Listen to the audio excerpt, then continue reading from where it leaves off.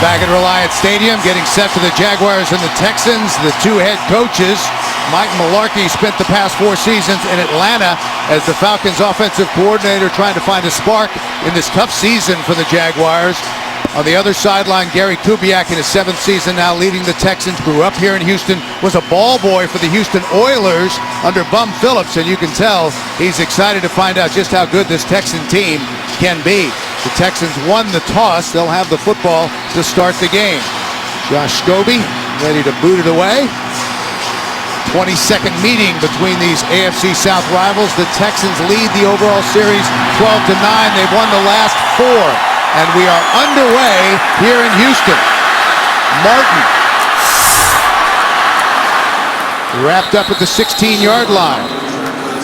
Matt Schaub brings the Texans out on offense. He comes in 51 yards shy of 20,000 passing yards for his career. A very different team than when he first arrived here in 07. A team that is much more balanced, one that he can manage rather than have to carry, which was the case Sunday night against the Bears when Matt's numbers weren't great, but the Texans still came away with a hard-fought win on the road. Schaub will throw on first down to the sideline. That's caught by Andre Johnson. Pickup of 7 yards. Derek Cox made the stop. The Texans' offensive line has been outstanding, especially that left side with Brown, Smith, and Myers. Myers, the first Texans offensive lineman named to the Pro Bowl. Backs and receivers, 2 of the big-time playmakers in the NFL, and Andre Johnson and Arian Foster. Owen Daniels returns after missing last week with a back injury.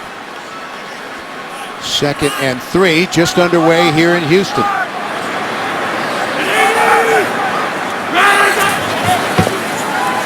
Play action. Schaub with plenty of time. Underneath, that's caught by Andre Johnson. A big play and a first down. Dewan Landry made the stop after a gain of 22 yards. When you're a team that runs the football so well, when you fake a handoff, the defense is really fooled, and this is exactly what happens. Watch as the defense completely sells out to stop the run to their left. Andre Johnson slips in all the way across the formation. Landry's caught chasing because he too bit on the run fake. When you run the football as well as Texas does, man, it really puts a lot of stress on the defense. 5-time Pro Bowler Justin Forsett has checked in. Again, they go to the air, up deep, Andre Johnson all alone, down to the 10.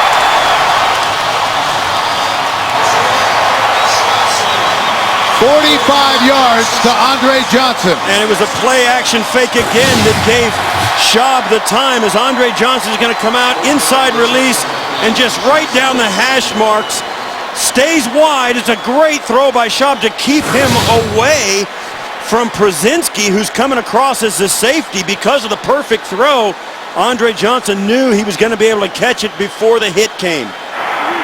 Schaub 3 for 3 for 74 yards, all 3 to Andre Johnson here in this opening drive. Foster fights his way down close to the 9. Posluszny made the stop. Jacksonville on defense, their strength is up front. Alu has been playing well. The linebackers, Posluszny will call his name a lot today, the captain of the defense. And in the secondary, Ross and Cox are the corners. Przinski starts again this week for Dwight Lowery at free safety. Foster stays in the game on 2nd and goal. Walter in motion. Schaub to the end zone. Touchdown. We have a marker down. Keshawn Johnson made the catch, but let's check the penalty. Keshwan Martin, rather.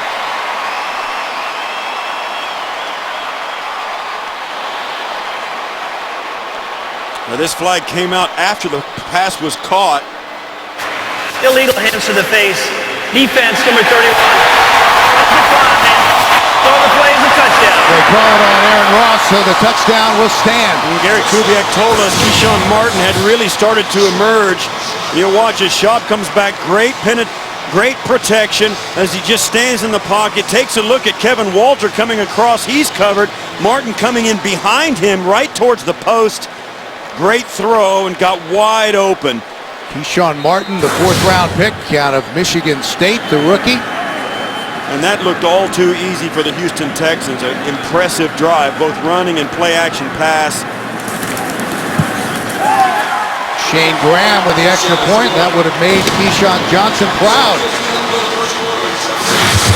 And the Texans strike first here in Houston. Keshawn Martin with the touchdown reception. Schaub 4 of 4 on that drive for 83 yards.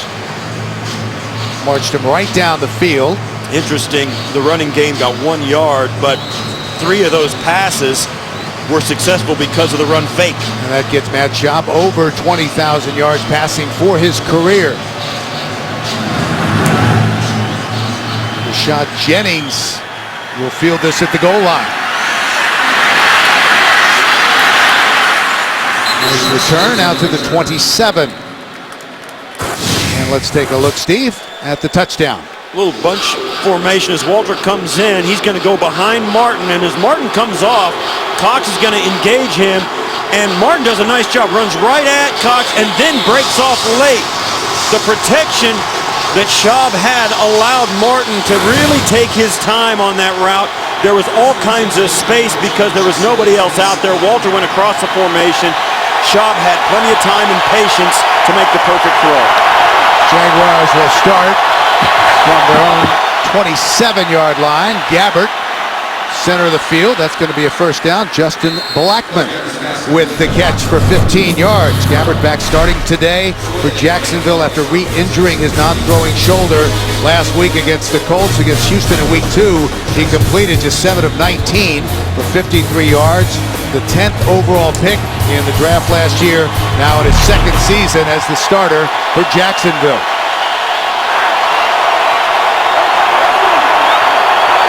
Quick first down for the Jaguars. 1st and 10 from the 42. Gabbert gets rid of it. Another catch, and a marker is down across the field. Cecil Shorts with the reception. Yeah, J.J. Watts was in the neutral zone just before the snap. Blackmon is our referee today.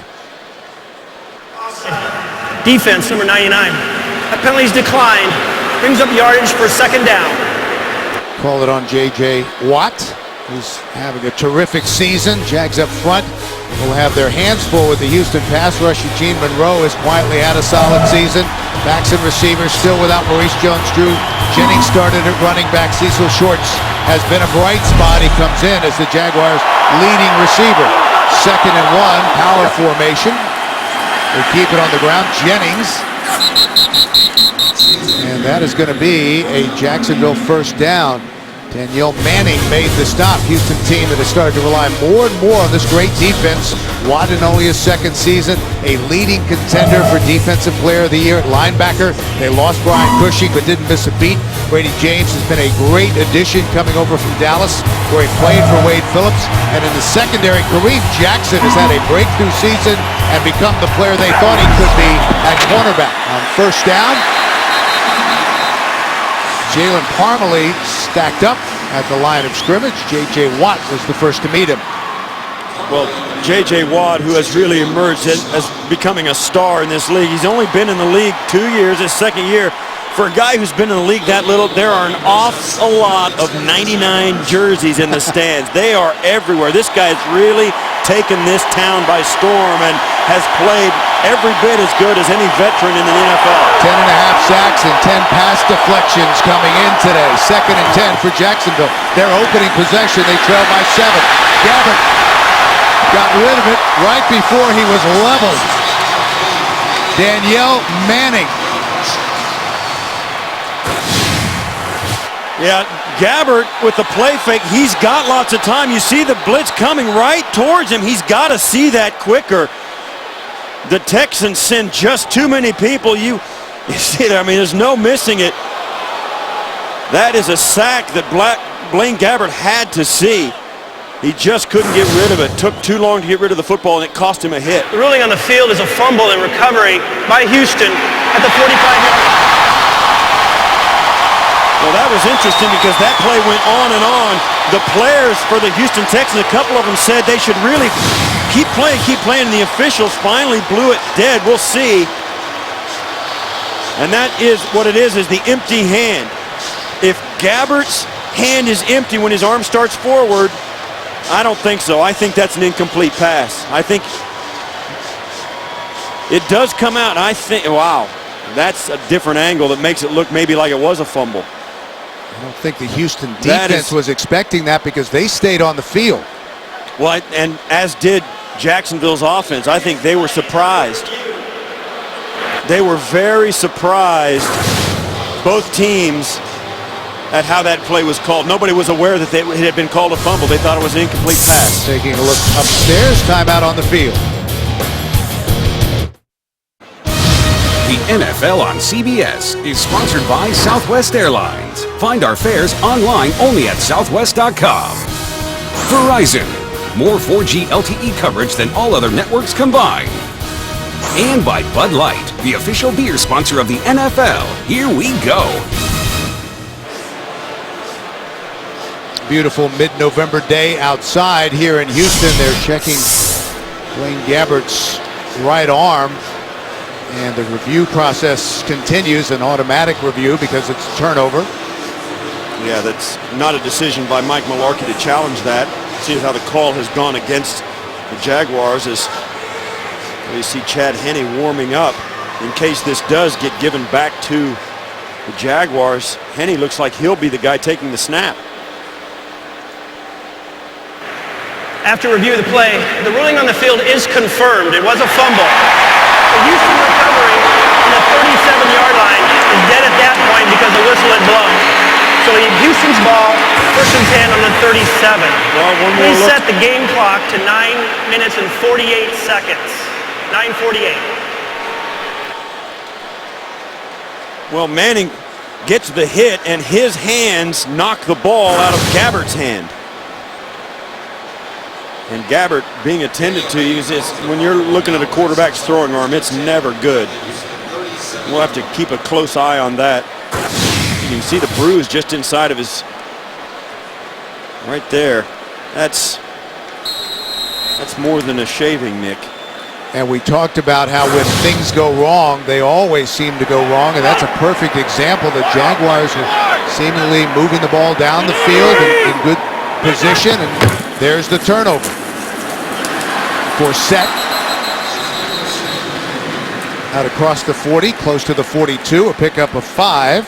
Julian Stanford made the stop. Forsett has played well for the Texans in the absence of Ben Tate, backing up Arian Foster, averaging 4.7 yards a carry in his 5th year out of Cal. Yeah, with all of teams that run the ball so well, Forsett, Tate, and Foster, all three quite different in their styles, but all three extremely effective inside that running game scheme. Ben Tate inactive today. 2nd and 5, play action. Schaub underneath for Forsett and incomplete. And that's a throw that Schaub would like to have back, and a catch that Forsett would like to try again. Texans never faced a 3rd down on that impressive opening drive.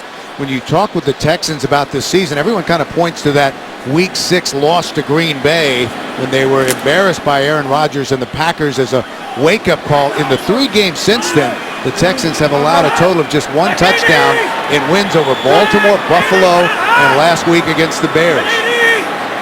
Empty backfield, 3rd and 5. Schaub up the sideline. Intended for Andre Johnson. It was fairly well covered by Derek Cox. The Texans will have to punt. And this is a throw that Schaub will make to Andre Johnson on a double move there working against Cox. You throw this throw to Andre Johnson, to Calvin Johnson, to other great receivers. Other receivers who are covered like that, the quarterback just looks the other way. But when you've got a guy like Andre Johnson, you really do take a shot. That was well covered by Cox. But when you're covering a guy like that, you still have to finish it. Aaron Ross is back deep to field the punt, which he does at the 20. And returns forward close to the 25-yard line. That was a 39-yard punt. And a 4-yard return, and we will see Chad Henne to run the Jacksonville offense. Gabbert has injured his left shoulder twice this season. He went down week 7 against the Raiders, and then last week against the Colts, he was sacked, re-injured the left shoulder, replaced by Chad Henne. That was 10 days ago. And a few moments ago, Danieal Manning with the hit and subsequent fumble. And Gabbert stays on the sidelines. Chad Henne came in last week, completed 10 of 16 for 121 yards and a touchdown. The throw on first down, the screen to Parmalee. And he's upended just past the 28-yard line, a gain of 5. And let's check in with JB in New York for an update here in Week 11. Philly has won 3 straight against Washington, Coach, but... Yeah, they intercept Nick Foles. This leads to an RG3 to Darrell Young, 6 yards out, and the Redskins jump on top of Philadelphia, 7-zip. Back to Bill McAtee and Steve Tasker. JB, Coach Cowher, thank you very much. 2nd and 5 for Jacksonville. Chad Henne is in at quarterback. Bobbled snap, gives it to Parmalee. Parmalee came in with only 8 carries for 18 yards. J.J. Watt made the stop after a gain of 1. You think about Chad Henne, draft pick, 2nd-round draft pick by Miami in 2008.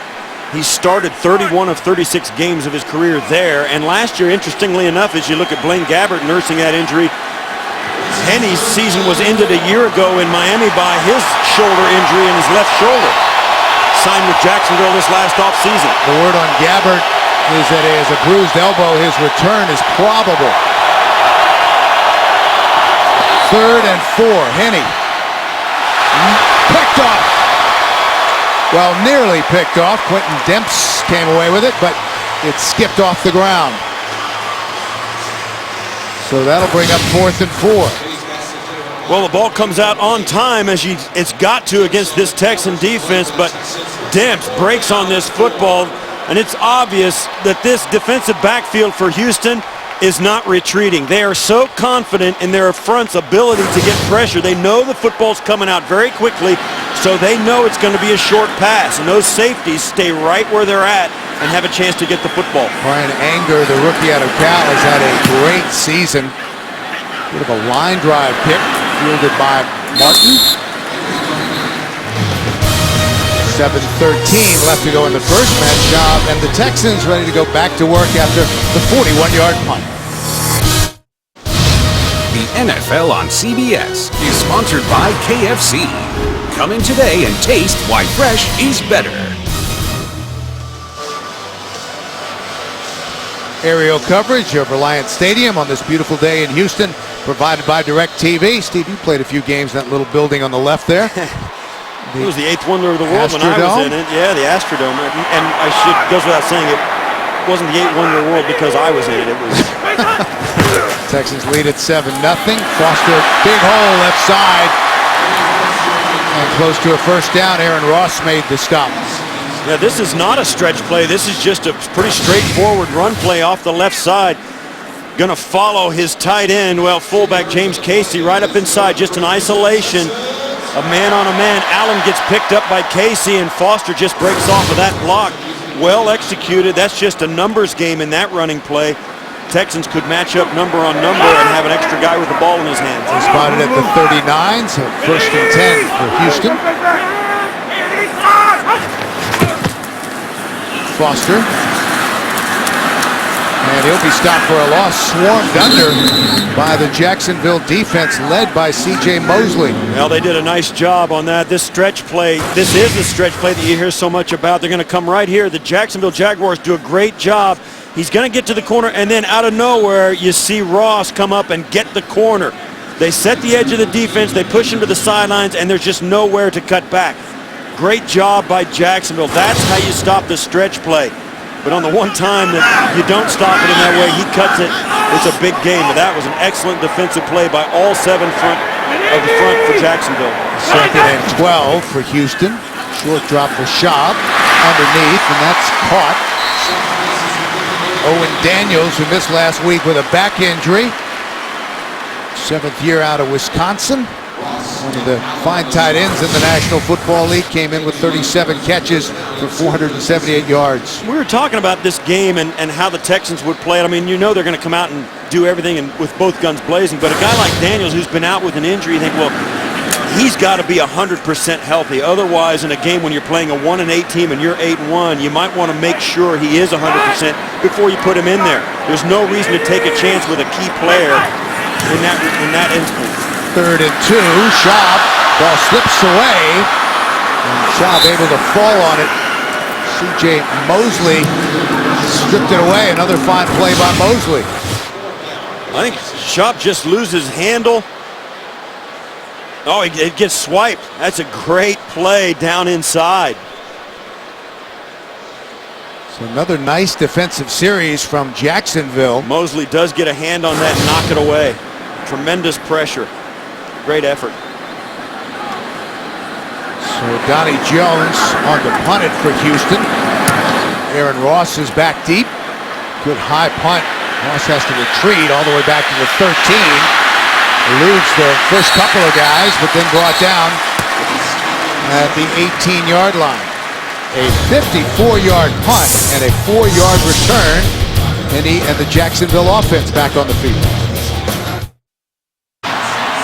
Texans coming off a tough physical contest with the Bears, which they won 13-6. Jaguars have had 10 days off since their 8th loss in 9 games against the Colts.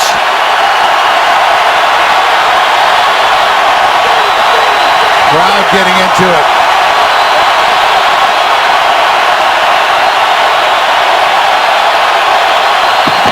On 1st down, Henne in the seam. Justin Blackmon.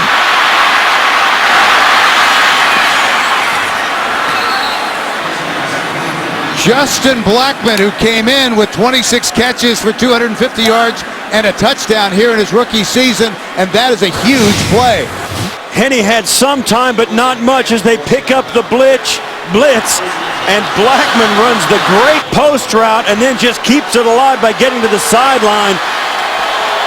That's how you stop pressure. You make them not want to bring it because they've been burned by it. Great job by Jacksonville up front. There have been times when Blackmon has just disappeared from this Jacksonville offense here in his rookie season, but that play was good for 63 yards.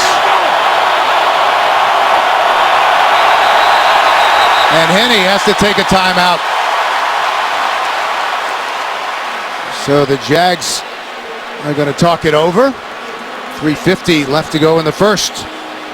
You know, you think about that play to Blackmon, a guy who is, very high draft pick, as you said, and now, trying to find himself, really trying to acclimate himself into this offense.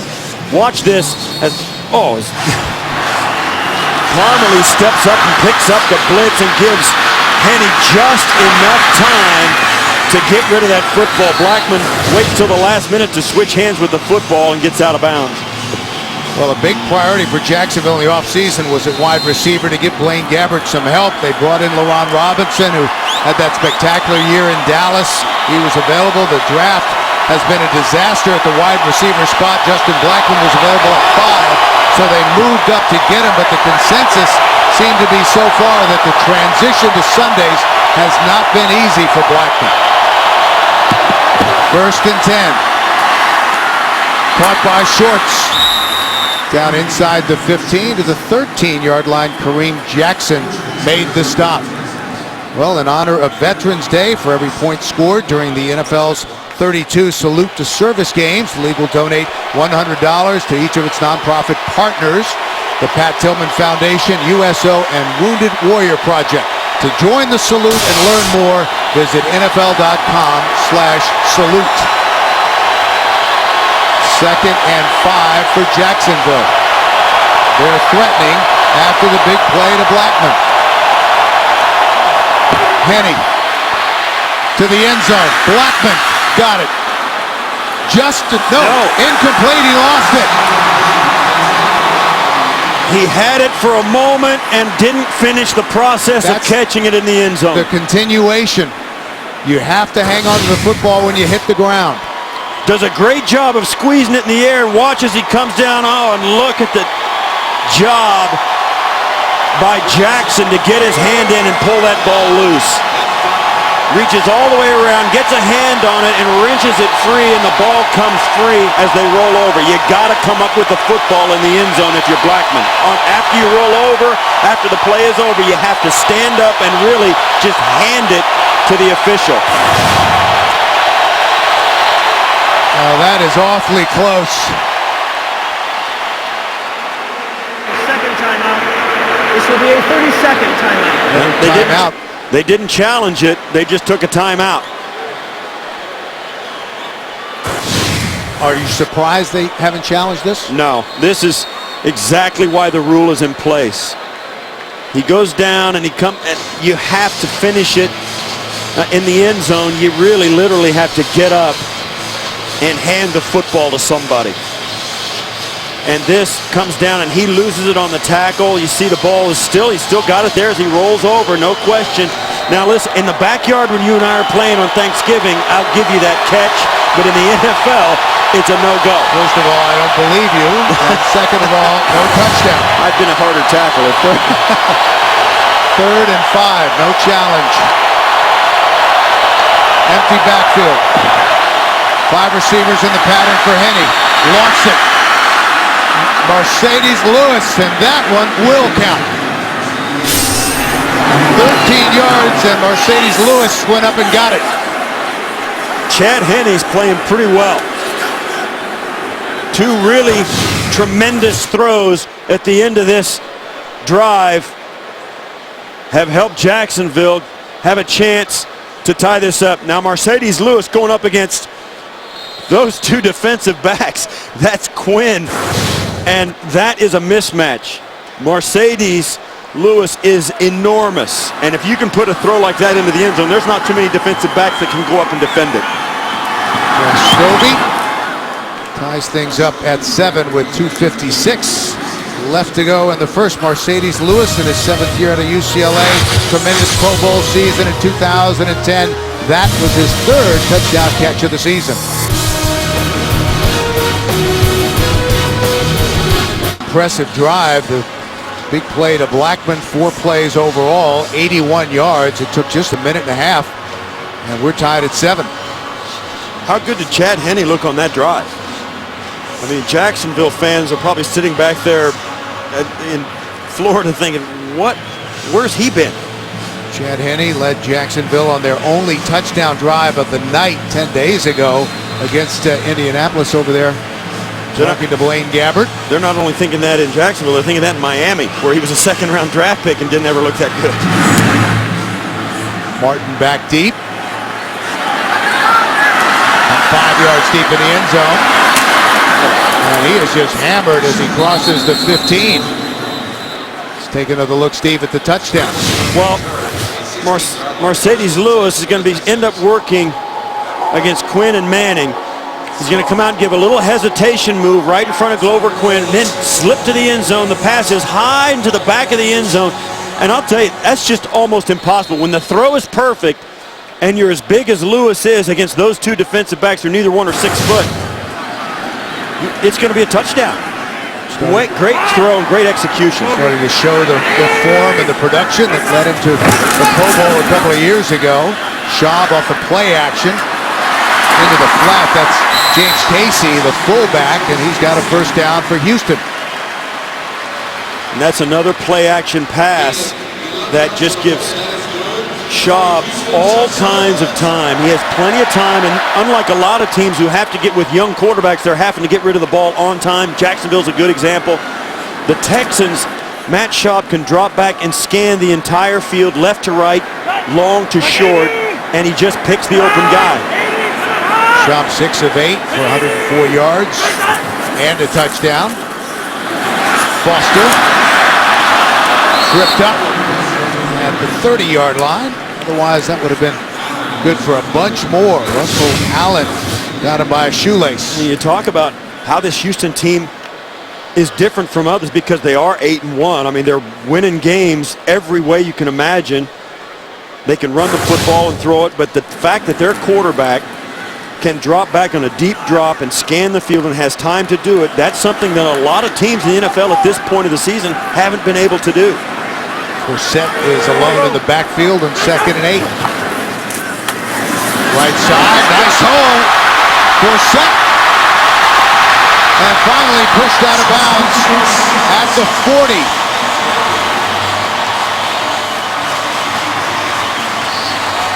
What a great cut by Forsett. The hole is not going to be very big. It's going to come right through here as they stretch the play to the outside. Watch how small the crease is that he slips through right there, through the arm tackle of Alu all the way into the secondary before Brzezinski can even find him in the traffic. He's already taken the wrong angle, and it turns into a big play up the sideline. 30 yards down to the 40 before DeJuan Landry pushed him out of bounds. And the Texans are back in business. Play action, Schaub, deep, incomplete. Andre Johnson had it but couldn't bring it in. Derek Cox had the coverage. Derek Cox was hanging on for dear life, but once again, Matt Schaub puts the football out and pulls it away and has all the time in the world to wait for Andre Johnson to run through the defensive backfield one-on-one with Cox behind the safety. And they're that close to having another big play. Cox with his hand on the left hip of Andre Johnson gets a little bit of help from doing that, but not enough for the penalty. Schaub. Foster. Pushed out of bounds at the 37-yard line by Cox. Every good running team, you can say that, but it's not by chance. Arian Foster, Ben Tate, who's not in the lineup today, and Justin Forsett, who we saw earlier in this drive. These three guys are all high-quality running backs, none more high quality than Arian Foster. I mean, he is an elite running back. And when you've got an offensive line and a passing game that can complement all of those things, this defense, any defense they face, is just a handful to defend, and we're seeing it today. That will take us to the end of the first quarter. We're tied at 7, and we'll return to Houston after these messages. You're watching the NFL on CBS, home of Super Bowl 47.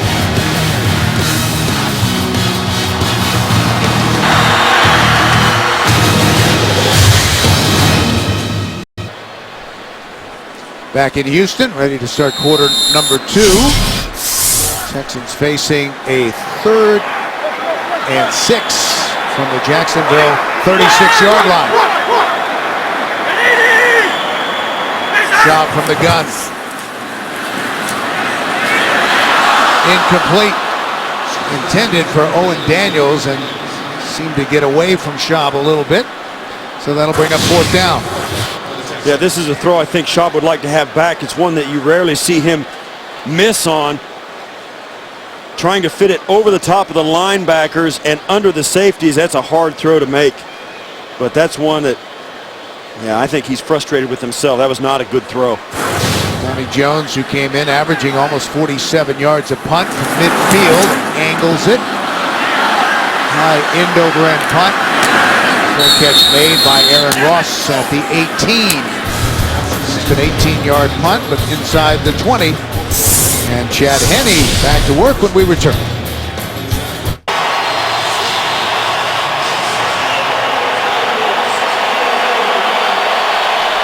Jacksonville 1st and 10 from their own 19. Tied at 7. Lewis, the motion man. Parmalee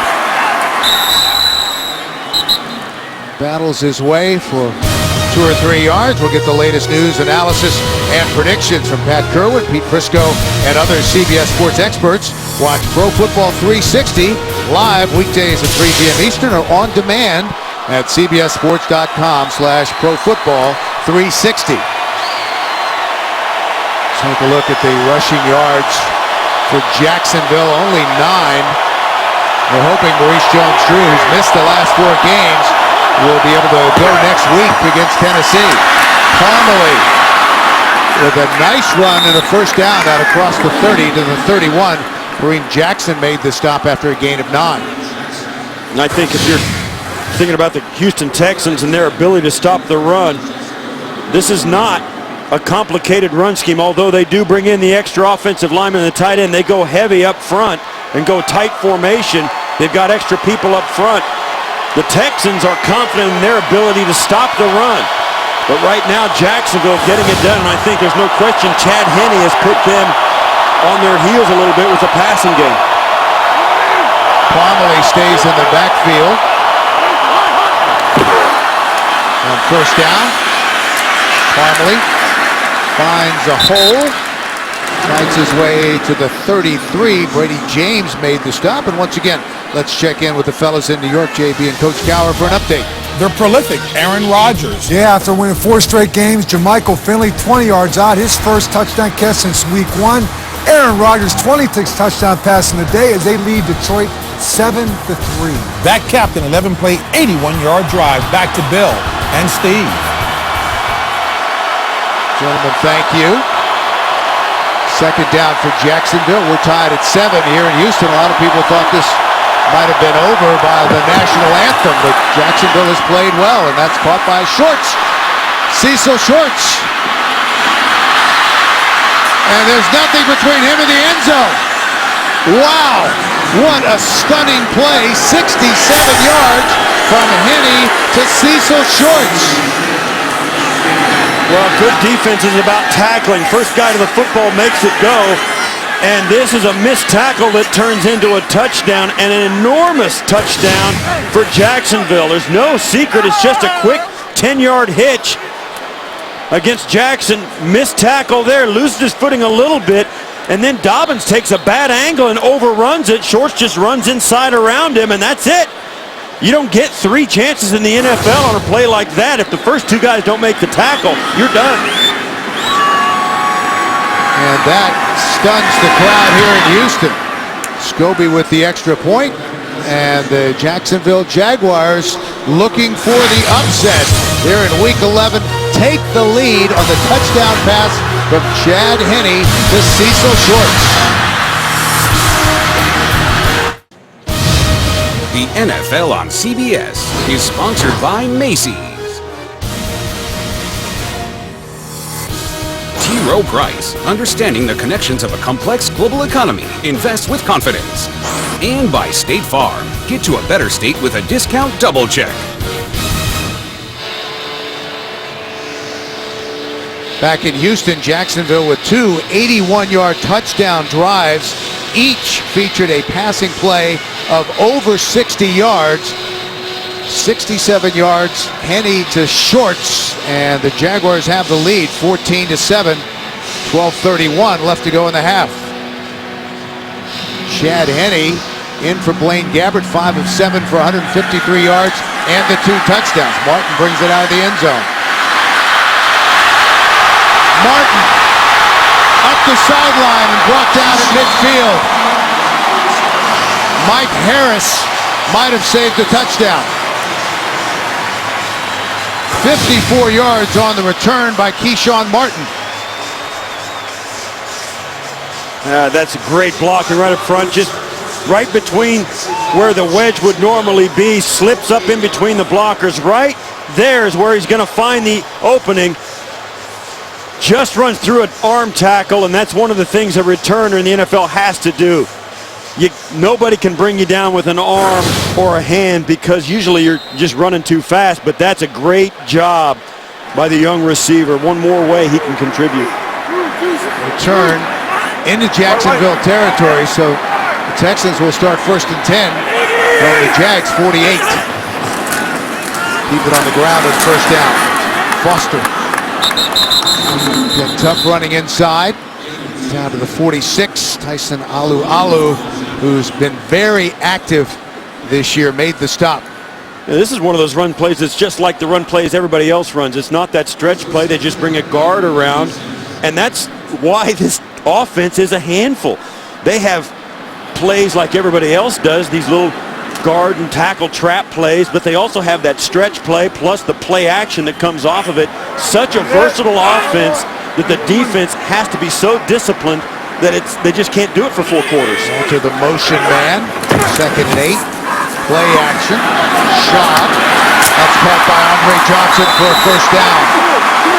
Derek Cox made the tackle, but they'll move the chains after a gain of 15. And once again, let's go back to New York and check in with JB and Coach Cowell. RG3's 10th passing touchdown. Yeah, speaking of a little play action, how about this play action right here? His second touchdown pass of the day. This one to Ardrick Robinson from 49 yards out, 14-3, Washington up on Philly. I think I embarrassed Bill McAtee when I call him the martial artist. The martial artist, Bill McAtee, Steve Tasker. JB, thank you very much. First down for Houston, right side, Forsett. Justin Forsett, great second effort, and close to a first down.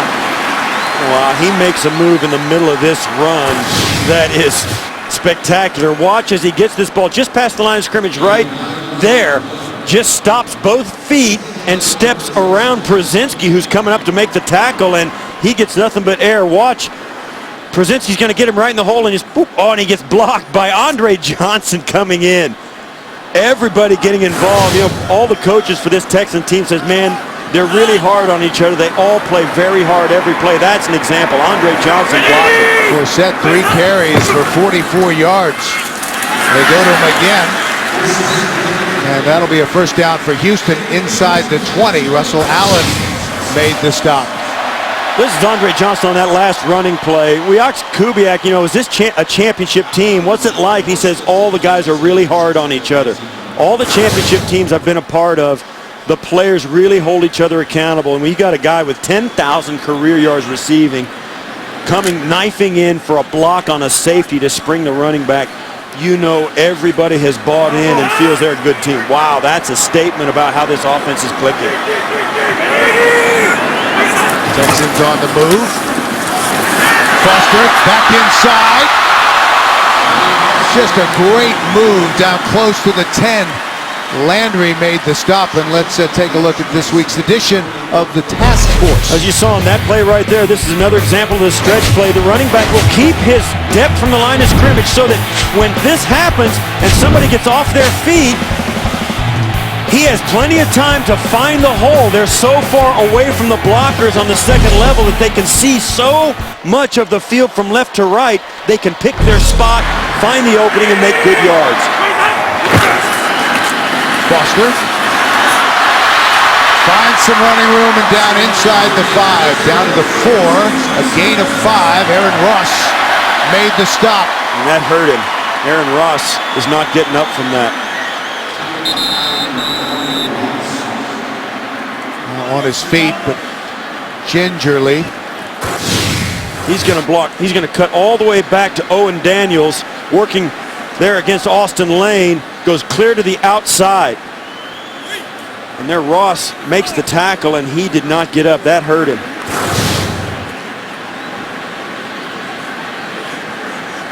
Trainer's taking a look.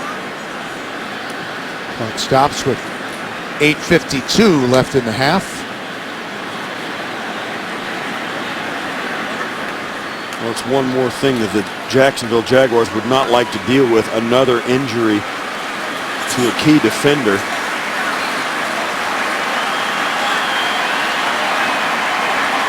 Already missing Rasheem Mathis. And Dwight Lowry as well. Secondary has been devastated without their top 2 linebackers as well. Look as he starts to walk out, gets more brisk, and you'll see what happens. This is Terrence Knight comes in and lands on his foot. And that's what did it. It was friendly fire.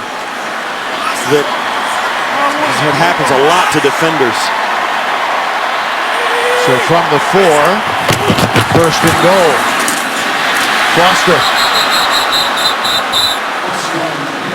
Russell Allen brought him down just short of the goal line. You see how difficult it is to defend. Arian Foster, there's so much room, and really the whole field is up for grabs when in this stretch run play. You see how he stops, it's going to the right, comes way back to the left, and it looks like he's going to go wide, and then he cuts again and cuts twice. Defenders have to be so disciplined. Foster, the AFC's leading rusher, coming in with 12 touchdowns this season to lead the NFL, 10 rushing and 2 receiving. Second and goal. Schaub will throw it to the end zone. James Casey.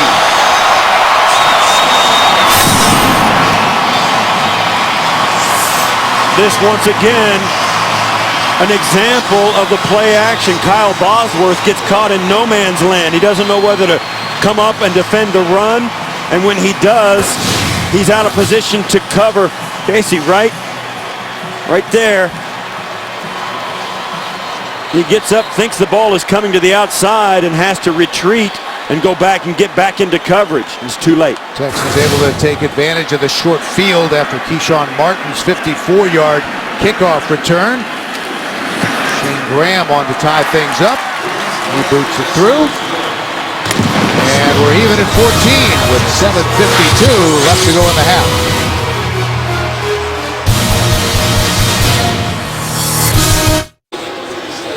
James Casey, who played his college ball down the road at Rice with the 1-yard touchdown reception.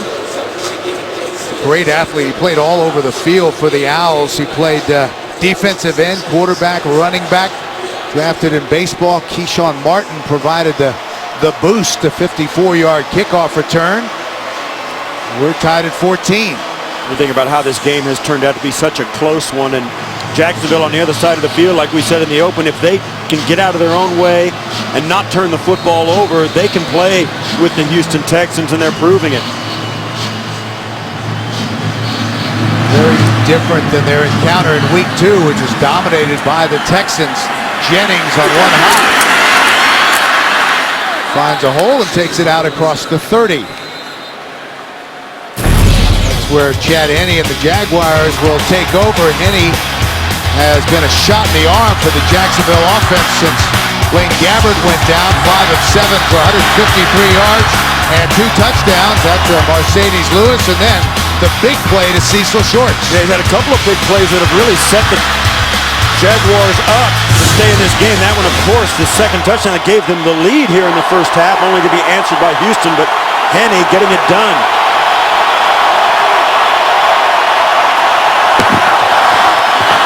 Henne to throw again underneath to Parmalee, who's dropped immediately by Daryl Sharpton, who was activated yesterday. They thought he'd be ready by training camp, but suffered a hip injury. Started practicing a couple of weeks ago. They need him back because Tim Dobbins is banged up, and of course Brian Cushing is out for the season. Yeah, it's amazing that you think about this Texans defense, as good as it has played, that they're willing to put a guy back in, hasn't played in almost a year. That's a testament to what he can get done, but it's also injuries as this season wears on. They need all hands on deck. 2nd and 9. Parmalee finds some running room and a first down for Jacksonville. One of the things that's happening here, and the reason Jacksonville's having some success running the football, is they've gone heavy. They've got tight ends, big extra offensive tackle, and the 3 big guys outside the regular offensive linemen and the fullback ahead. They forced the Texans to put the defenders on the field that Jacksonville wants on. The Texans having to go base package. They can't put extra defensive backs on the field and shut down the passing game. They're forcing them to keep their big guys on the field and hurting them with play action. After the 12-yard gain, 1st and 10 from the 44, they go back to the ground. Parmalee fights his way for a couple. Yeah, I spoke to Wade Phillips on the phone, defensive coordinator, right there. This is the guy right here. He said he's pretty confident in his defensive group, and he should be. He's pretty confident in their ability to stop the run, but I think he anticipated being able to play the defenders he wanted to play. The fact that Jacksonville is starting to dictate with their personnel, I think, is catching the Texans a little bit off guard. Jacksonville already with 212 total yards. Facing 2nd and 8. Henne gets rid of it. Lewis all alone. Marcedes Lewis, who's having a big day down inside the 30. A 26-yard gain. This Marcedes Lewis up here goes up through the middle of the linebackers, then crosses underneath the cleared out area.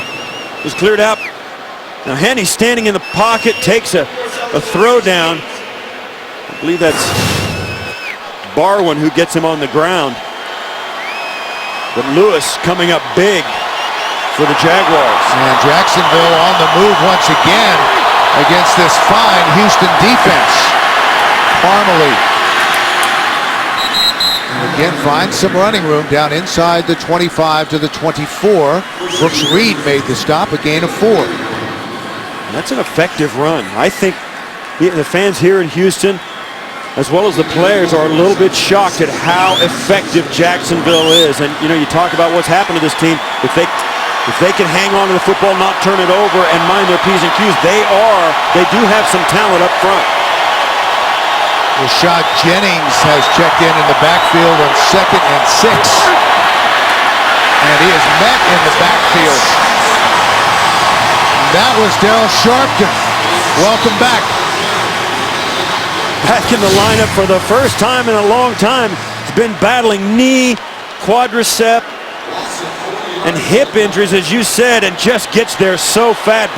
Brad Meester tries to get over, number 63, tries to get over and cut him off. He just can't get there. Timed it perfectly and ended up right in the face of Parmalee. Sharpton's been out for a year after tearing a quad muscle against Jacksonville in October of last year. So that brings up 3rd and long for the Jaguars.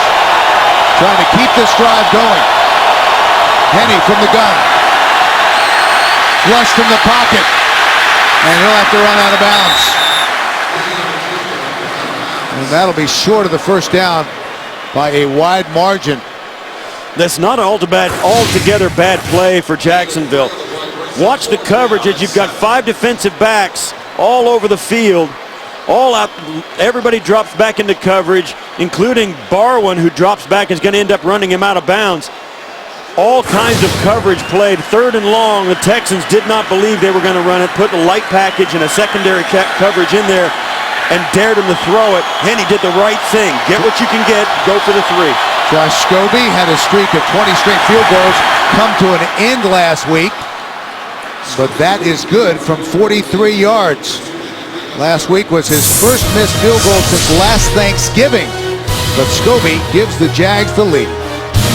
NFL on CBS is sponsored by 1&1 My Website, where creating a business website is easy. And by Windows 8.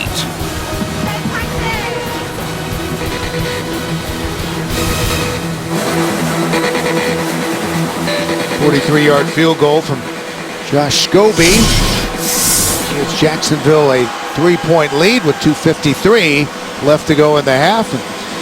This has been a much more competitive game than people thought. Houston with 3 timeouts left. Plenty of time to go down the football field and answer that field goal by Jacksonville. Keshawn Martin, who had a 54-yard return the last time he had an opportunity. This time he'll take a knee 5 yards deep in the end zone. Coming up on the Verizon Halftime Report, join JB, Dan, Shannon, Boomer, and Coach Cower for all the latest NFL scores and highlights from Week 11. That's all coming up on the Verizon Halftime Report. Chad Henne has been marvelous since Blaine Gabbert was injured. Well, they're in the midst of the start of a 7-game season, and it'll be interesting to see how it finishes. That's what Mike Mularkey told his guys. We've had a lot of struggles, but now it's down to 7 games. Schaub, center of the field, Andre Johnson, who was wide open. And a big play for the Texans. Chris Harris made the stop after a gain of 23. Once again, lots of time for Schaub in a bunch formation. All 3 of those receivers explode out. It's up to the defensive backs to sort through it. They're in a zone coverage, so every defender's guarding an area of the field. Andre Johnson runs to a vacant spot right where Schaub expected him. His 10th year out of Miami, has spent his entire career here in Houston. Schaub toward the sideline. Owen Daniels pushed out of bounds, just short of midfield. 48-yard line, that was good for 5. Now this will take us to the 2-minute warning. It looks like the Texans have no interest in getting a play off. Texans with all 3 of their timeouts remaining, but it's Jacksonville with the lead, 17-14.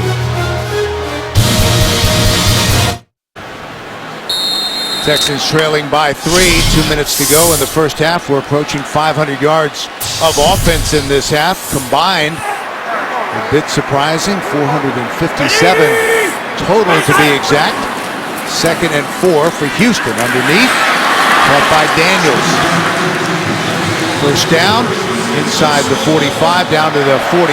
Posluszny and Allen combined to make the stop. Now they're going to save their timeouts and go no huddle, hurry up right here, trying to get down closer. They run the football to Foster, who makes a nice jump cut move and has another first down to the 31. Posluszny made the stop, and now they take a timeout after a gain of 13 yards. 17-14, Jacksonville, Houston on the move. Half. Schaub, 12 of 16 for 160 yards and 2 touchdowns. Houston with 13 first downs on just 30 plays. 1st and 10. Schaub lost it up the sideline. Intended for Kevin Walter, who was fighting Derek Cox all the way. So that'll bring up 2nd and 10. Stops the clock with 1:28 left to go in the half. Kevin Walter, 23 catches for 337 yards and a couple of touchdowns coming into week 11 in his 10th year out of Eastern Michigan. One thing about having the timeouts here at the end of the first half, it allows them to still hand the football off so that it keeps the defense of the Jacksonville Jaguars honest in the run and the pass. Schaub to Andre Johnson, trying to get out of bounds. And he does. Stopped by Derek Cox. 1:22 left to go in the half. And this is Schaub doing the right thing. Goes out late to his left. Looks down the middle of the field, knowing the full well all the time he's going to throw it out to the wide side of Andre Johnson. The great veteran quarterback always looks off the defense, even in a quick throw if he can do it. Good numbers for Andre Johnson, 6 catches for 119 yards. But now facing 3rd and 3, empty backfield. Schaub, incomplete. Walter was pummeled as he tried to bring in the football. And that's going to force the field goal attempt. This was almost, as Walter comes out, almost a defenseless receiver. Brzezinski kind of leads with his head. No flag, but in this day and age, he makes helmet-to-helmet contact. And Jacksonville, I think, gets away with one there, although I don't have a problem with that hit. I mean, that's football is football. I myself am kind of an old-school guy, but that's, I think, risky in this day and age. That looks to me like a high hit to a defenseless receiver. And Houston, no 3rd down conversions. They're 0 for 4 today. So Shayne Graham on to try the field goal. And he's got it. 16 of 18 in field goal tries this season, the 4th most accurate kicker in NFL history. And once again, we're tied. I think Mike Mularkey's got to be very, very pleased that his defense rose up and held Houston to a field goal try, even though it was successful. Enough time to make a little something if they want to try it. And don't forget, coming up on the Verizon Halftime Report, join JB, Dan, Shannon, Boomer, Coach Cower for all the latest NFL scores and highlights from Week 11. That's all coming up on the Verizon Halftime Report. So a very competitive football game. Texans with the best record in the AFC at 8-1. Jacksonville has struggled all season long, coming in at 1-8. Well, it's got all the makings of a trap game. 1-8, 8-1, and Houston has an enormous game Thursday on Thanksgiving. Texans defense dominated Jacksonville in week 2. Jacksonville set a franchise low for total yards with 117, the 3rd fewest passing yards in franchise history with 52, and their time of possession was less than 17 minutes. Also a franchise low. And that all goes into the equation of this game, getting ready for that. I mean, Wade Phillips has got to think, wow, this is a different team than we faced back then. Shot Jennings is back deep. Line drive kick fielded at the 1. Jennings brings it out across the 20, close to the 24. Well, help the victims of disasters like Superstorm Sandy. Text Red Cross to 90999 to make a $10 donation to the American Red Cross Disaster Relief Fund. CBS cares. Well, with 1:03 to go and one timeout for Jacksonville and Chad Henne, the backup quarterback, they're going to go spread, and it looks like they're going to make an effort to get back down and get their own field goal attempt. One timeout left. Henne try to set up the screen to Parmalee. That goes nowhere. Brady James anticipating the play, and that will result in a loss of 3 yards. Yep. It was kind of an all or nothing for Jacksonville. They've got to make a chunk of yardage a couple of times with the timeout to get an opportunity. Henne goes underneath, and that's incomplete. Michael Spurlock was the intended receiver. The nickel back, McCain had the coverage. Now you got to think about, for the Houston Texans, hey, let's get a stop here, stop the clock with one of our timeouts. We'll hit our own big play, maybe come back and get another chance. I mean, this game is all of a sudden turning as fast as a top. 3rd and 13, 34 seconds. If they don't get this, if they don't get this first down, look for Houston to take a quick timeout. Parmalee. There they took it. There's the timeout. That'll bring up 4th down. Good penetration by J.J. Watt. And I don't have a problem with that from Jacksonville either. Force them to use the timeout on a 3rd and 14. I mean, this is a team, as we said in the open, every bad thing that's happened to them has turned into a touchdown. They don't want to try and drop back, pick up a 3rd and 14 in their own end inside the last minute of the first half, give up a bad play, and end up having it costing them points. So they took the conservative route, handed it off, and it's not the worst thing in the world to punt the football away. And if Houston can make something inside of 30 seconds with a timeout, okay, but that's going to be more difficult to do than giving them one. Animated conversation there between Mike Mularkey and Cecil Shorts on the Jacksonville sideline. Keshawn Martin is back deep. The Texans could have pretty good field position after this punt, although Brian Anger, the rookie out of Cal, continues to have an outstanding start to his NFL career, averaging 48 yards a punt. Yeah, Houston may go for the block here. If they don't, hey, maybe time for a funky punt return, reverse, throwbacks kind of thing. Went for the block. Angle to the sideline. That's a great punt. An outstanding punt. You can't give up a touchdown when the ball lands out of bounds. And he got good distance, got the football off in the face of a heated rush. That's why this young punter is going to be in this league for a long, long time. A 44-yard punt, and they're going to spot it at the Houston 35-yard line. There's a lot going on in the last 2 minutes of this half. As Houston went down and forced to take the field goal, got the stop, and now timeouts and field position are going to continue to be an issue right until the very last tick of this clock. Texans took their opening possession right down the field. An impressive drive, but since then the Jacksonville defense has played pretty well. Andre Johnson. And a quick timeout. Clock stopped with 17 seconds left in the half. That was good for 13 yards. Now with 17 seconds, you can throw a deep crossing route, still get up and down it if it's inside field goal range. But even so, I mean, if it's going to be the last play of the half, it's a flip of the coin. Do you try the Hail Mary to go for the end zone, or do you try a 60-yard field goal, which is at best a coin flip? But either way, I think you got to go for some type of points, even if it's an outrageous field goal. If you don't want to do that, throw for the Hail Mary and see if you can make it happen. Mike Mularkey's Jacksonville team has responded the way he had hoped. Battling the Houston Texans here in the opening half, tied at 17.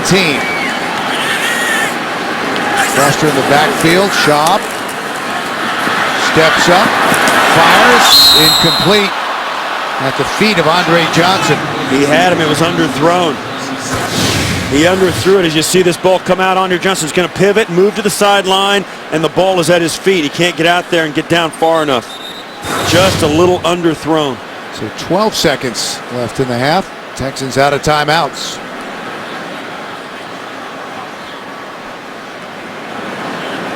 And I think we have our answer as to the Hail Mary or impossible field goal.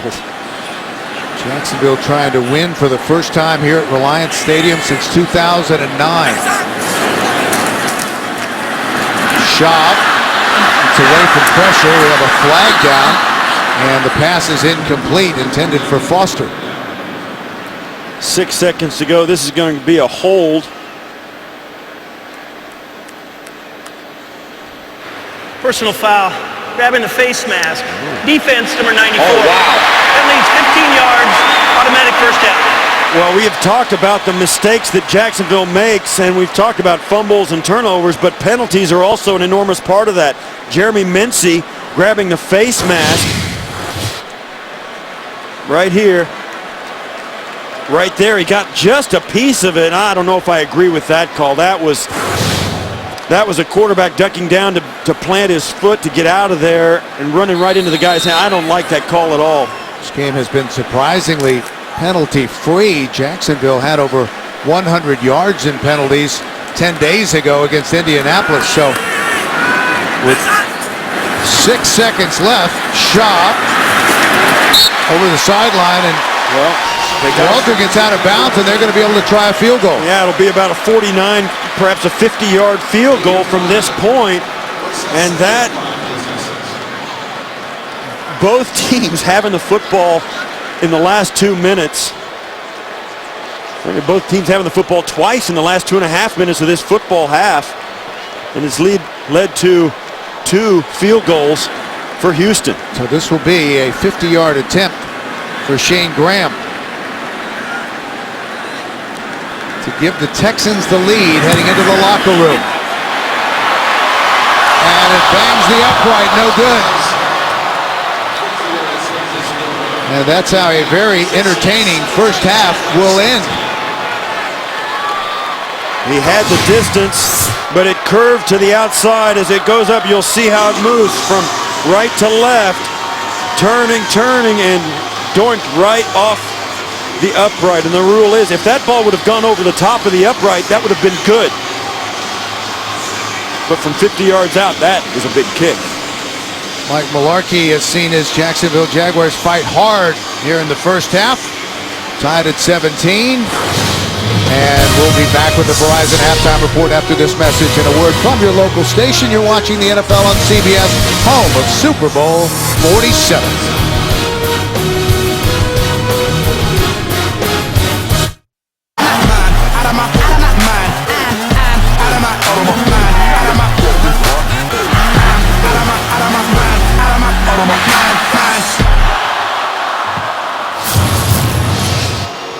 Back in Houston, ready to start the second half, tied at 17. Bill McAtee and Steve Tasker, how surprised are you at what we saw in the opening half? Well, I think the only surprising thing for people who've been watching the Jacksonville Jaguars is how mistake-free they've played, and that proves to you that they've got some talent. They can stay with these good teams in the NFL and play good football. They did it in that first half. They were mistake-free and had 2 leads, 14-7 and 17-14. They've answered the Houston Texans, and that's tough to do on the road. How about the play of this man, Chad Henne, coming in for Blaine Gabbert? That's been a huge surprise. He's always had the big arm, but his ability to work the offense, and even when he first got in there in that first series, he seemed to be managing the calls at the line extremely well and got him a couple of big plays, one to Cecil Shorts and one to Blackmon. 67-yard touchdown pass to Cecil Shorts, as well as the big play to Justin Blackmon. Jaguars will have the ball to start the third quarter. Jennings takes a knee. Let's take a look at some of the highlights from the first half. Well, it looked pretty hard early for the Jaguars. I mean, it looked all too easy for that first touchdown on the Texans, but then Gabbert goes down. It looked like it was going to get bad in a quick and a hurry, but Chad Henne comes in, finds Lewis for the touchdown, finds the big play to Shorts for the touchdown, and then the play action to Schaub, and the Texans, they answer. It's been back and forth. This is the difference. It's a tie ball game because that kick hits the upright. The 8-1 Texans tied with the 1-8 Jacksonville Jaguars. Play action to start.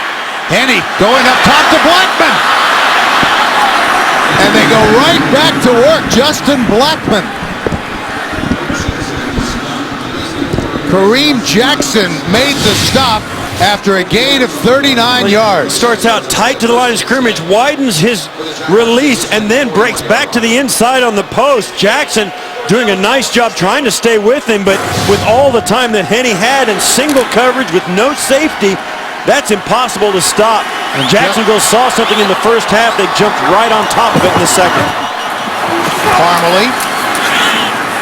Justin Blackmon finally having that breakthrough game that people have been waiting for.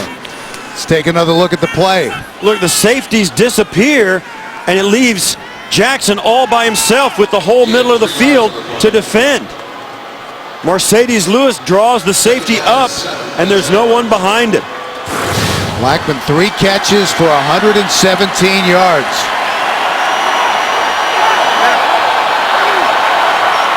Opening possession of the second half. Jennings tries to get back to the line of scrimmage. Brooks Reed made the stop. Yeah, that play was made by Watt down on the inside, forcing the running back. Almost made the tackle himself, but J.J. Watt continuing to play well in the run game. You see there with brace on his elbow, a little bit hampered by that, but he has got a motor that is unmatched. He's tall and long and has made a difference. One of the things they'll do with J.J. Watt is to move him around, put him in different places on the field, try to get him in situations where he can make plays, and he makes a lot of them. 3rd and 10 for Jacksonville, trying to keep this drive going. Henne, Blackmon. Right at the sticks, and it looks like he's got it by a yard. Well, this is the kind of offense that Jacksonville has wanted all season. Blackmon on the inside slot works out underneath Cecil Shorts, who goes deep, catches the out route, turns up the field for the first down, and a snap throw with great velocity by Henne. They spotted at the 30 after a gain of 11. 1st and 10 for Jacksonville. They were 0 for 9 in third down conversions when these teams played in week 2. Parmalee knifes his way down close to the 27. Sharpton made the stop, a gain of 3. And you can already tell early in this second half, they went in, the defense of the Houston Texans, and talked to each other. That play right there had a little attitude in it. They wanted a piece of Parmalee. They don't like getting run on. They're a proud group.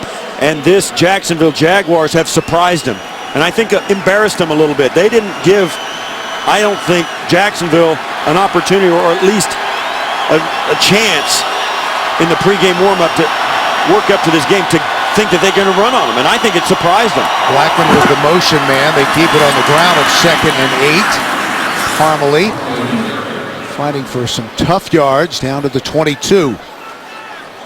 And up till now, it's been the Jacksonville running game that has been the difference, allowing them to force the Texans to honor that run. Play action passes led to 3 big plays, one on this opening drive of the second half.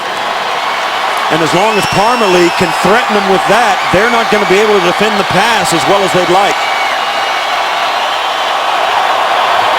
3rd and 2. Henne. Incomplete. Spurlock.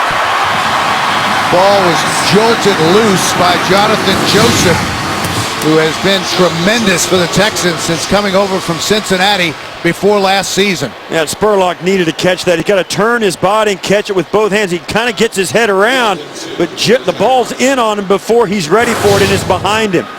If Henne could have put that a little bit more accurately to the outside, it would have been a completion, but Spurlock has got to make that catch. So we'll see Josh Scobee to try a 40-yard field goal.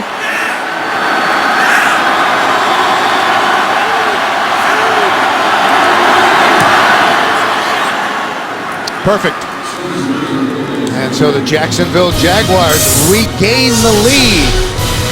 11:01 left to go in the third, 20-17. 8 plays on the drive. It ends with the 40-yard field goal by Josh Scobee. And we get the word that Blaine Gabbert has been downgraded his return. It started as probable, then it was questionable, now it's doubtful. Well, the better Chad Henne plays, the worse Blaine Gabbert's injury becomes. By the 4th quarter, he'll be on IR. This keeps up. Martin from the end zone. Big hole up the middle. Martin stumbles across the 30. Oh, he tripped. He had a touchdown. He had full head of steam with wide open spaces. He gets up through the first point of attack, hits it perfectly timed, and right here, it's going to be a foot race, and he falls down. And it was Scobee who made him try to change direction, and that's where he lost his footing. Yeah, the 30-yard line jumped up and grabbed his foot, and that was it. So Houston goes to work from their own 33. They trail by 3. Foster, stretch run, trying to get to the edge and out of bounds. Tuesday on CBS, see why America has made Vegas TV's #1 news show this season. Vegas, Tuesday, only CBS. Once again, the Texans come right out after halftime and run that stretch play. Tyson Alualu and Austin Lane did a great job of pushing it all the way to the sidelines for a 1-yard gain. It's interesting, these first drives after halftime, after the coaches have had a chance to look at the other team, these first drives are telling about what they saw and what they want to do in the second half. Play action. Schaub under pressure and sacked. Tried to get away, but couldn't from C.J. Mosley. Mosley is the veteran who's come in here and played well for Jacksonville in his 8th year out of Missouri. Spent time with Minnesota, the Jets, and Cleveland, and that resulted in a loss of 8 yards. He runs a stunt to the outside with Alualu, comes on the inside, and then, you know, Schaub didn't have time to look down the football field and find an open guy as he avoided the rush coming from his right-hand side. Texans had 15 first downs in the first half, but did not convert on 3rd down. They run the delay to Foster, bottled up, trying to find some running room. Schaub thought about blocking Posluszny, and look at this, the ball is loose, and Jacksonville says they have it, and they do. Wow, John Chick came up with the football. Well, this play turned into an atrocity for the Houston Texans as Arian Foster got hemmed in, turned back around to the left. Posluszny grabs him, and the ball just comes loose. Great job punching it out by Posluszny, and I tell you what, I think Derek Cox deliberately fumbles this forward after he catches it. I think he just tosses it forward. I like the play, and it turns out right, but it's a risk. And of course, John Chick comes up with it, punched out right there by Posluszny. Cox comes up with it, watches, he jumps over Posluszny, and it comes loose. Now, look, no, it wasn't deliberate. But no question, Chick comes up with it, and he's inbounds. They're going to look at this. The only question is he inbounds or touching any part of the white when he gains control? If it is, it's not a turnover. Timeout on the field here in Houston.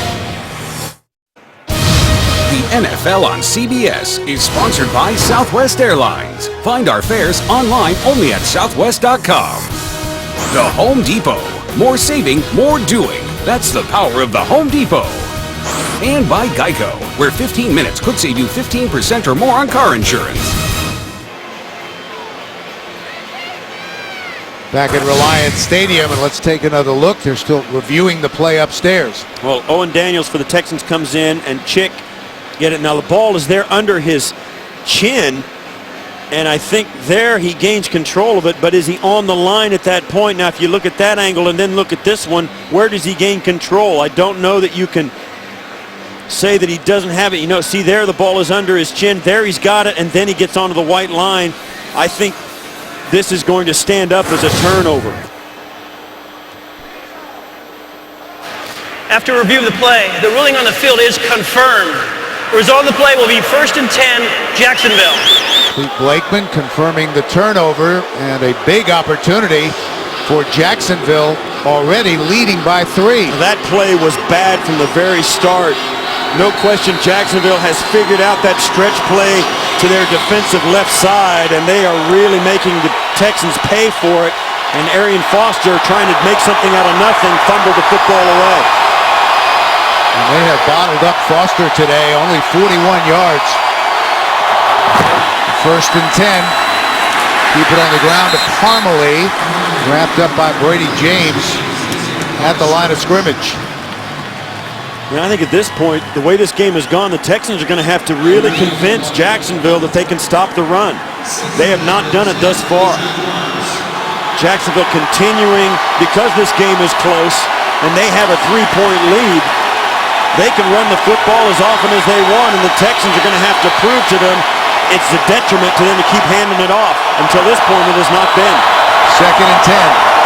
Henne from the gun. Underneath. Spurlock. Stopped just short of the goal line. And this is going to be close to a 1st down. Spurlock inside. Pivots, comes back into the hash. And Henne, the one thing about him that we've always seen, both when he was in Miami and now here, he has got a very strong arm, and today it's been extremely accurate as well. So they give him just short of the 1, but enough for a 1st down. So 1st and goal for Jacksonville, and Henne continues to put up outstanding numbers. Parmalee. Oh, he didn't get in. He ended up inside the end zone, but they're saying that he was down before the ball crossed. He ended up with his head and neck and shoulders over the goal line with the ball, but he was down before he got in there. Watch his knee and his shoulder. Yeah, there, it's just short. Right there's the ball, and there's his knee. Excellent call by the official. Good spot. High formation, Parmalee the deep back. They give it to him. Parmalee.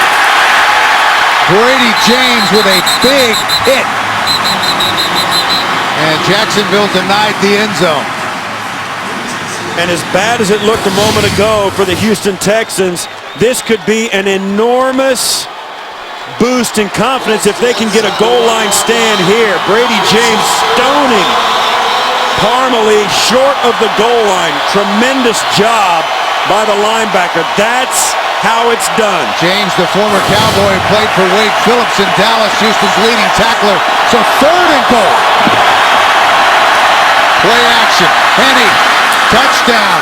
Marcedes Lewis all alone. Great ball fake, completely blown coverage by the Texans. And after all the great effort they put in to that goal line stand, they blow it by leaving Marcedes Lewis uncovered. And that is the 3rd touchdown pass for Chad Henne. 2nd touchdown reception for Marcedes Lewis. Sharpton is in coverage on Lewis and gets caught after being out for so long. Daryl Sharpton not up to snuff on his responsibility, got caught looking in the backfield. Scobee with the extra point. And we've got a stunner here in Houston. The 1-8 Jags up on the 8-1 Texans. And it has been a frustrating day for defensive coordinator Wade Phillips. Jacksonville able to convert the turnover into 6 points. Took 5 plays. Marcedes Lewis with his 2nd touchdown reception of the afternoon. And the Texans are behind 27-17 with 6:52 left to go in the 3rd. Martin brings it out from 4 yards deep.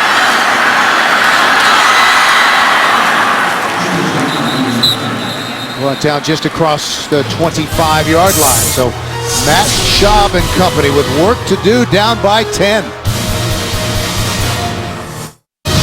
The NFL on CBS is sponsored by Walmart. We're so confident in our low prices, we guarantee them. And by Acura. Acura Advance.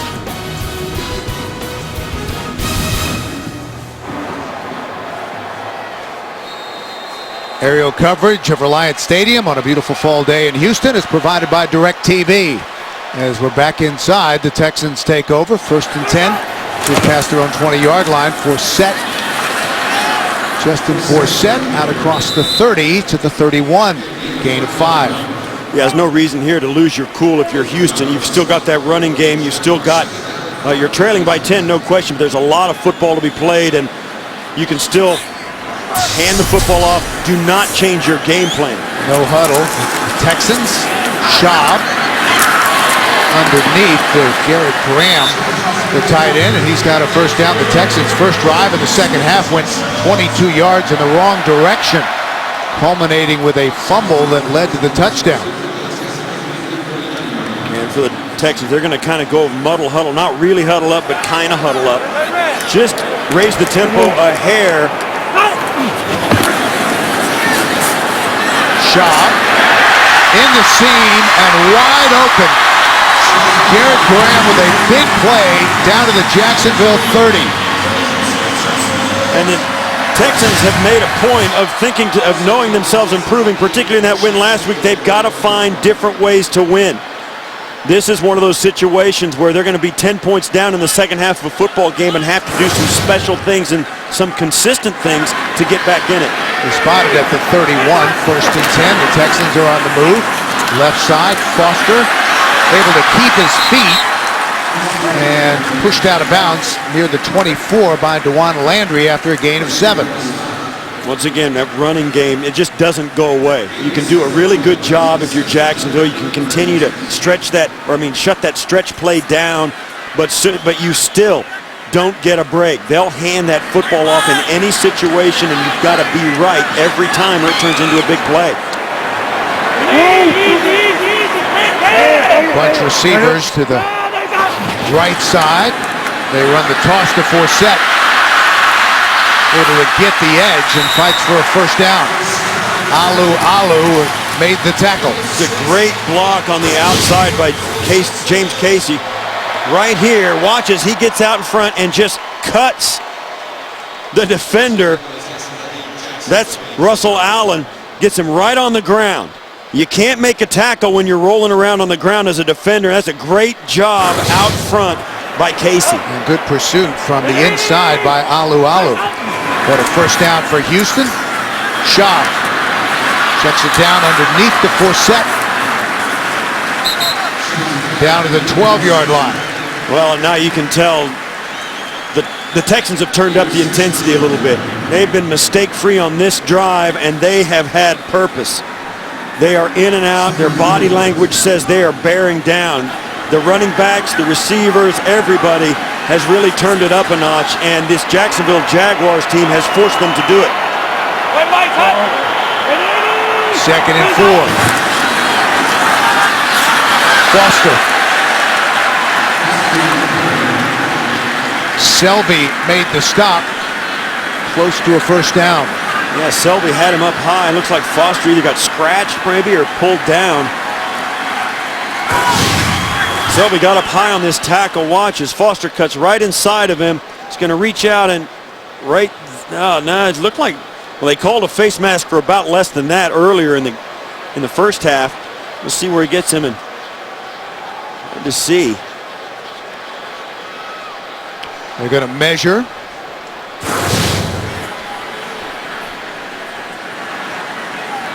Foster 13 carries for 51 yards, and this will be short. Come up about a foot short.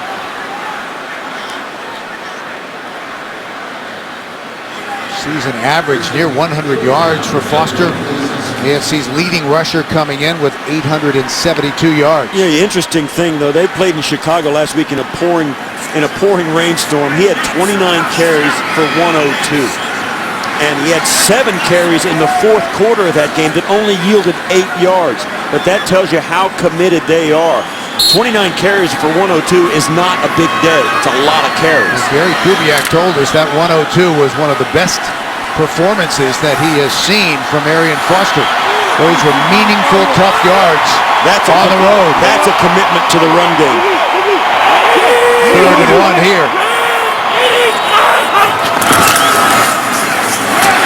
Foster hit in the hole by Posluszny, and let's see where they spot his forward progress.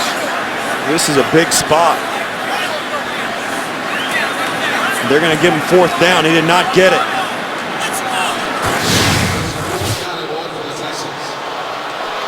And the Texans are going to go for the 3 points here. Posluszny right in the hole on Foster, makes the tackle, holds him short of the 1st down. They're not going to give him the spot, and it forces the field goal try. Posluszny, who is 125 tackles plus coming in, he gets a lot of chances to do that, and that was an outstanding tackle on an elite running back at a crucial down.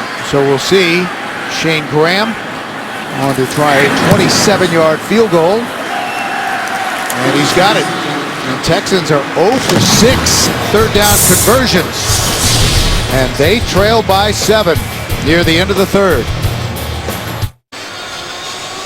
27-20, Jacksonville here late in the 3rd, trying to pull the upset on the road against their foes in the AFC South, the Houston Texans. Rashad Jennings is back deep, waiting the kick from Shayne Graham.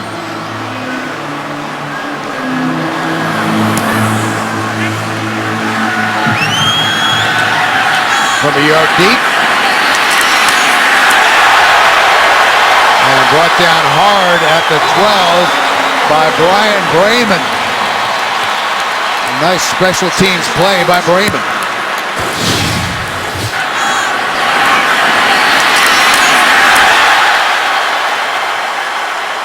Seven-time Pro Bowler on special teams. What'd you think about that? That kind of warms my heart, I gotta admit. I thought it might. It brings a smile to my face, it does. I'll admit it. Chad Henne has been spectacular since coming in for Blaine Gabbert. 12 of 16 for 238 yards and 3 touchdowns. Parmalee. Pickup of maybe 1. Brady James made the stop. Did coverage of every game on the go with NFL Mobile for $5 a month. Watch live streaming of every touchdown with NFL Red Zone, as well as NFL Network's 24/7 coverage. Call ** NFL to download or go to NFL.com/mobile to learn more. On their feet here in Houston, 2nd and 9.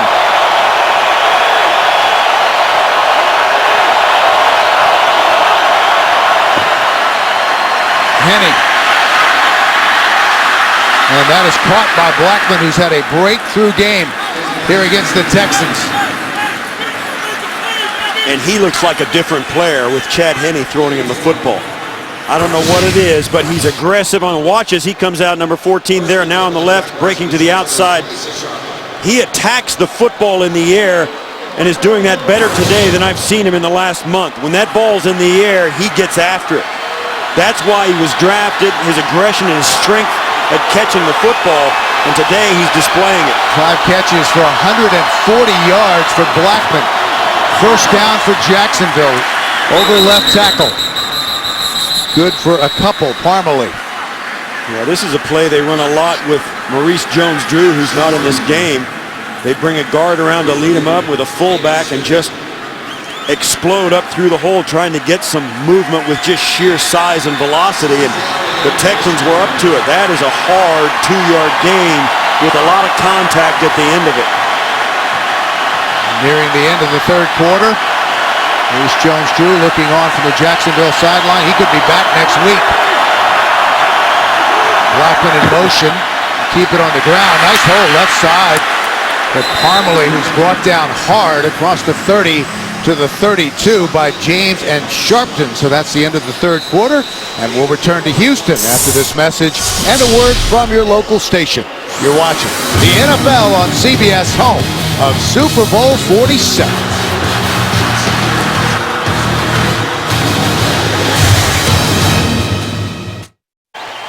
Jacksonville has been horrible on 3rd down all season, 0 for 9 on 3rd down in the first meeting in week 2. But today, 3 of 7 on 3rd down, 2 of those for touchdowns. Here facing a 3rd and 4 as we start the final quarter here in Houston. Chad Henne at quarterback. Incomplete. over the head of Cecil Shorts, who was well covered. Cecil Shorts broke his route off. Henne threw it over his head. There was a delayed blitz. Henne had to get rid of it. This is Shorts. Henne throws this down the field over his head. Well covered there by Jonathan Joseph. You see there at the end, coming in, Brady James delayed. And when the back stayed in, he came to the quarterback. Anger punts it away. This is a tremendous punt. Martin retreats back to the 5. Oh, what a return! Keshwan Martin. And brought down by Anger, the punter. The rookie saved a touchdown. Well, Anger was great on both ends of this kick. He kicked this, unfortunately, so well, nobody could catch up to it to cover it. He put Martin all the way down inside his 10-yard line. What a tremendous kick. That back to the 6-yard line. The problem is he kicked it so far that none of the coverage guys could get there to stop Martin from breaking a big one. So Anger does the next best thing and makes the tackle at the end. Great athletic. Steve, how about Anger going stride for stride with the speedster? A 62-yard punt and a 71-yard return. And here come the Texans. Down by a touchdown. Foster. Right side, he gets the edge and out of bounds inside the 30. I didn't know you had to run a 40 as a punter. I mean, that was outstanding by Anger. Gave his team at least a chance. That was a touchdown that was going to bring this game to a tie ball game. Anger stops it, and that's all you can ask as a defense is give us a chance, and he did. Both ends of that kick were great by that young player right there. The kick was sensational, and the Houston Texans did a nice job of holding the coverage guys off Martin long enough.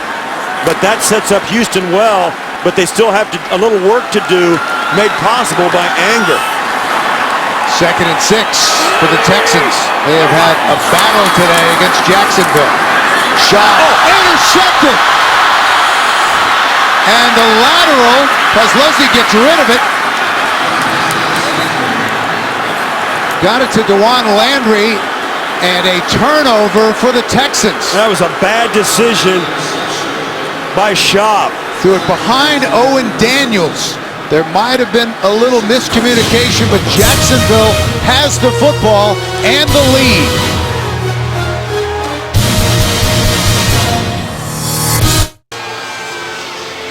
Paul Posluszny with a big play for Jacksonville.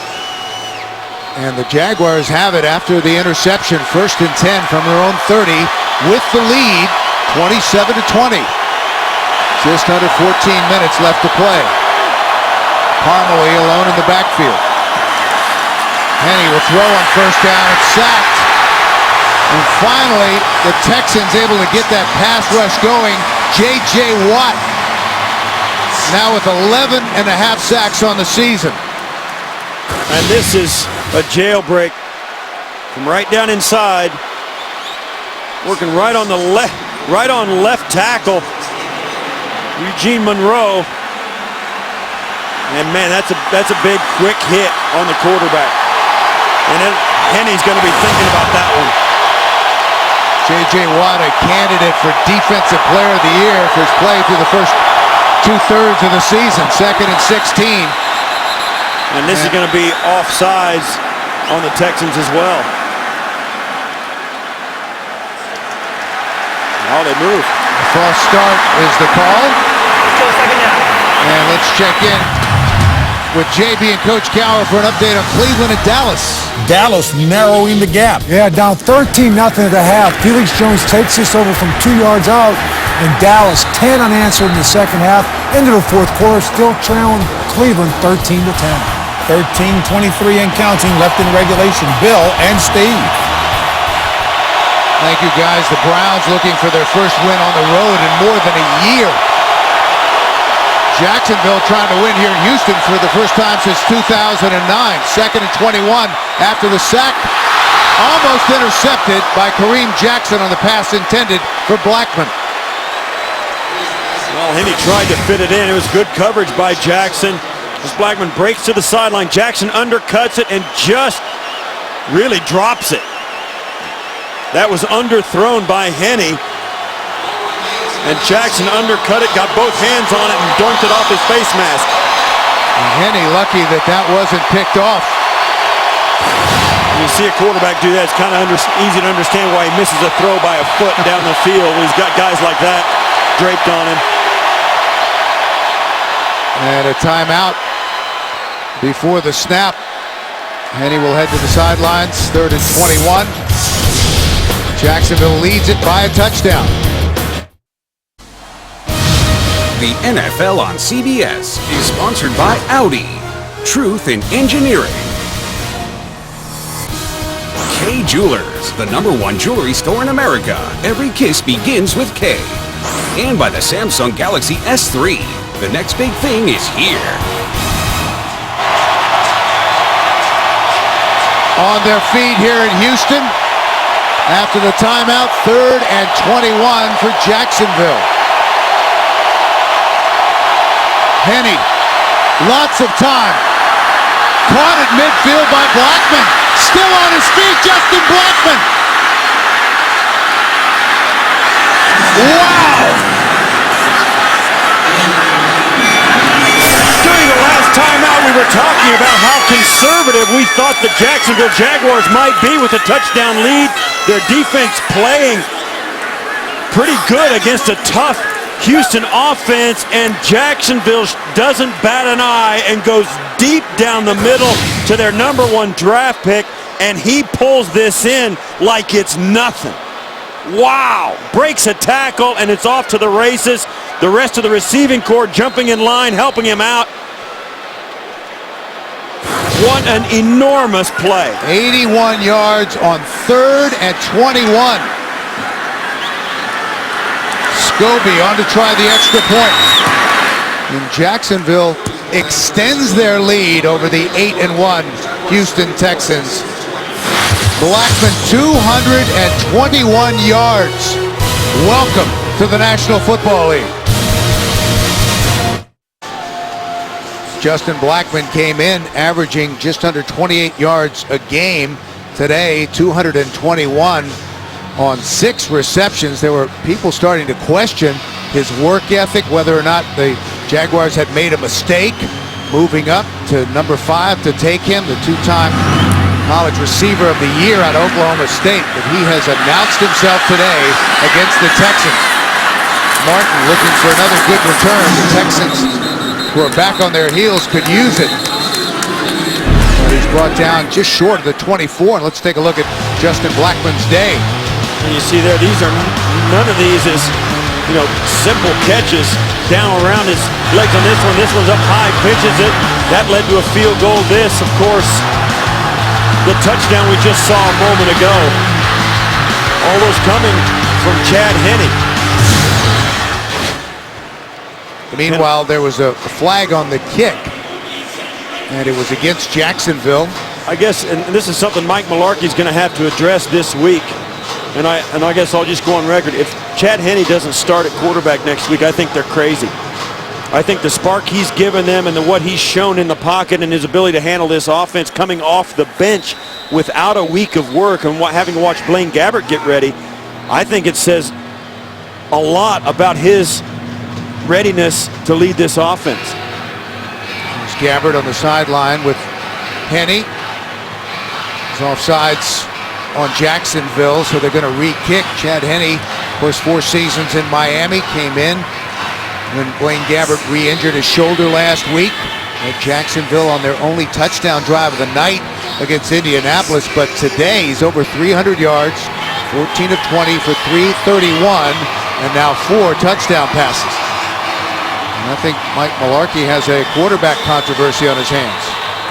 Well, the team was 1-8 coming in, so I don't know how much of a controversy there can be. Well, re-kick it. Martin retreats and will take a knee 6 yards deep in the end zone. They'll bring it out to the 20. Jacksonville's best point production this year by far. Coming in, they had scored 23 points twice, both of those losses in overtime. Now with a 2-touchdown lead with 12:26 left to play in regulation. Mike Mularkey, it's been a tough season for him. Coming over after 4 years in Atlanta. But things have really come together today against the Texans. Matt Schaub will try to bring him back. He'll throw on first down. Underneath, Owen Daniels dropped immediately. Tackle made by Kyle Bosworth after a gain of 7. Bosworth, the nephew of the former NFL linebacker Brian Bosworth. Had 14 tackles when these two teams played in week 2. Game that was dominated in almost every phase by the Texans. Foster about a yard short of a first down. Mosley made the stop. Well, tomorrow, small town boys meet two broke girls. Catch a new episode tomorrow. Two broke girls only. CBS. So 3rd and 1 for the Texans. Houston looking for their first conversion on 3rd down. 0 for 6 so far. Foster. Forward progress should get it. Posluszny made the stop. Well, with 12 minutes or 11:19 to go in the 4th quarter, you know they're going to get the football back at least twice more. No reason to go crazy, but you're going to have to do a lot of things right offensively and defensively. They've got to stop the Jaguars. They haven't had an answer for the big play the Jaguars have had all day. Schaub. James Casey able to elude one tackle and keep his feet, and Russell Allen finally made the stop. You know, you think about what's at stake here for the Texans. I mean, this is the #1 team in the conference record-wise. They're being chased by Baltimore, who is 1 game behind them. And this is a team, there's no question, that they're thinking much bigger things this season than a division title and a playoff appearance. Coming off their first appearance in the postseason last year, Matt Schaub had to watch from the bench as they move the chains once again. Garrett Graham with the catch. You see there Schaub kind of massaging his throwing hand, as you saw on that last little flip out to Casey. He got caught with the defensive lineman. That's quarterbacks injure their hands a lot when they try and follow through and hit it on the head of pass rushers and offensive linemen and the like. Schaub then has to go underneath.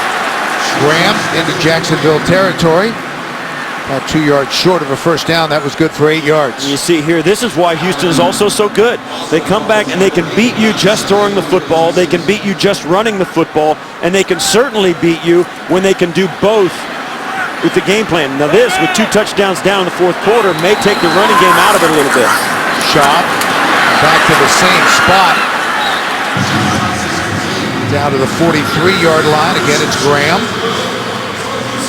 Of course,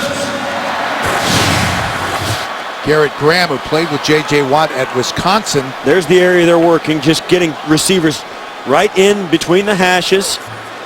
As the defenders drop back to defend, they drop out of one area and this is right where the receiver steps into. Graham with 5 catches for 57 yards. Schaub. A little deeper in the seam. And that's back to Graham, who hangs on to the football. And that's the flag we thought we might see earlier. But this is a defenseless receiver getting hit up high. 19 yards on the play, and they may tack on a little more. This is a big-time play by Graham. That is a really, really tough catch at the highest level.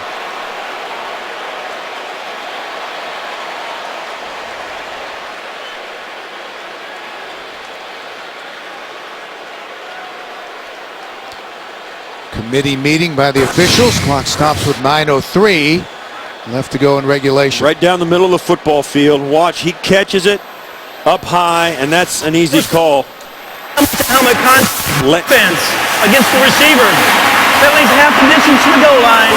Automatic first down. Landry looked like he tried to turn sideways, but he was just too high.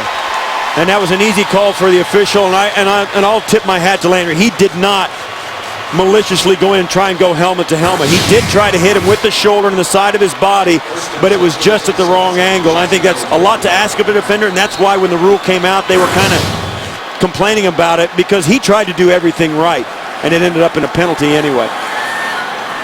So they spot it down at the 12. They can get a first down at the 2. Texans trail by 14. Inside of 9 minutes left to go in regulation. Foster left side, dips in, and then inside the 10, pushed out of bounds close to the 9 by Derek Cox. Yeah, and as we move inside the 8.5-minute mark of the fourth quarter, it becomes more and more imperative for the Texans to do something they haven't been able to do all game long, and that's play mistake-free. Turnovers, fumbles.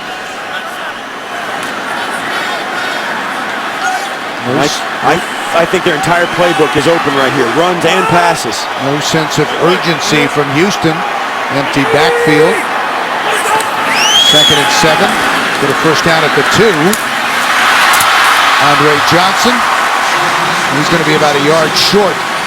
When you get into a tight game in the fourth quarter, the type of play you call becomes irrelevant. It becomes, who do you want to have the football? That's the guy. Andre Johnson and Arian Foster. Nobody else needs to be. If you want to win a game, go to your best players. So 3rd and a short 1. Foster. And he's going to get the first down, but short of the goal line. And Gary Kubiak, who's a former quarterback and cut his teeth as an offensive coordinator, backed up John Elway. He knows what it takes to win a championship. And when the chips are on the table and you got to have an ace in your hand to turn over, Arian Foster and Andre Johnson are 2 pretty good aces. So they spot it just inside the 1. 1st and goal. Very good drive by the Texans, trying to come back from a 14-point deficit. Foster can't get in, denied the end zone by Posluszny. It's going to be 2nd down. But as we saw earlier, you'll watch just a power run game. I mean, right in behind Casey. Now, Jacksonville has to think about this. Houston can fake the run and throw it here in this situation, and they've got to. It really puts a lot of pressure on this Jacksonville defense because Houston won't hesitate. And look at Posluszny.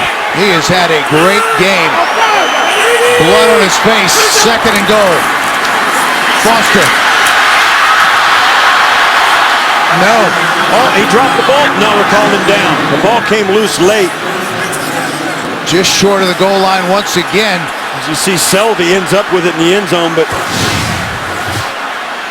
Jacksonville defense just swarming. Oh, that ball is out. Let's see what they call. No,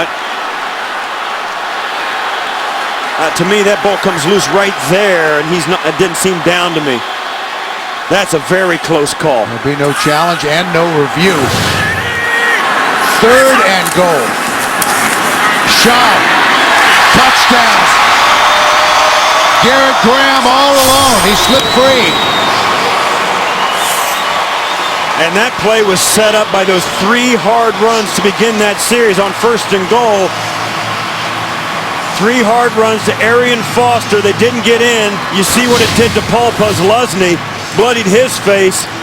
And because they're so committed to the power runs on the first 3 downs, Graham comes wide open in the back of the end zone as they fake the run on that down. Schaub with his 3rd touchdown pass of the game. Graham makes it a 7-point game once again with 5:39 left to go in the 4th. Texans are trying to come back against this fierce Jacksonville Jaguars squad. The NFL on CBS is sponsored by Subway Restaurants. Get your own tender, juicy Subway steak melt today. And by Volkswagen. It's not the miles, it's how you live them.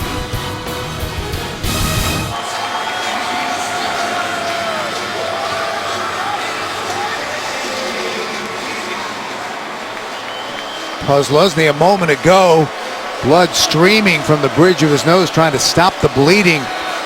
on the sideline. That's like the corner in boxing. Cut me, Mick. Cut me, Mick.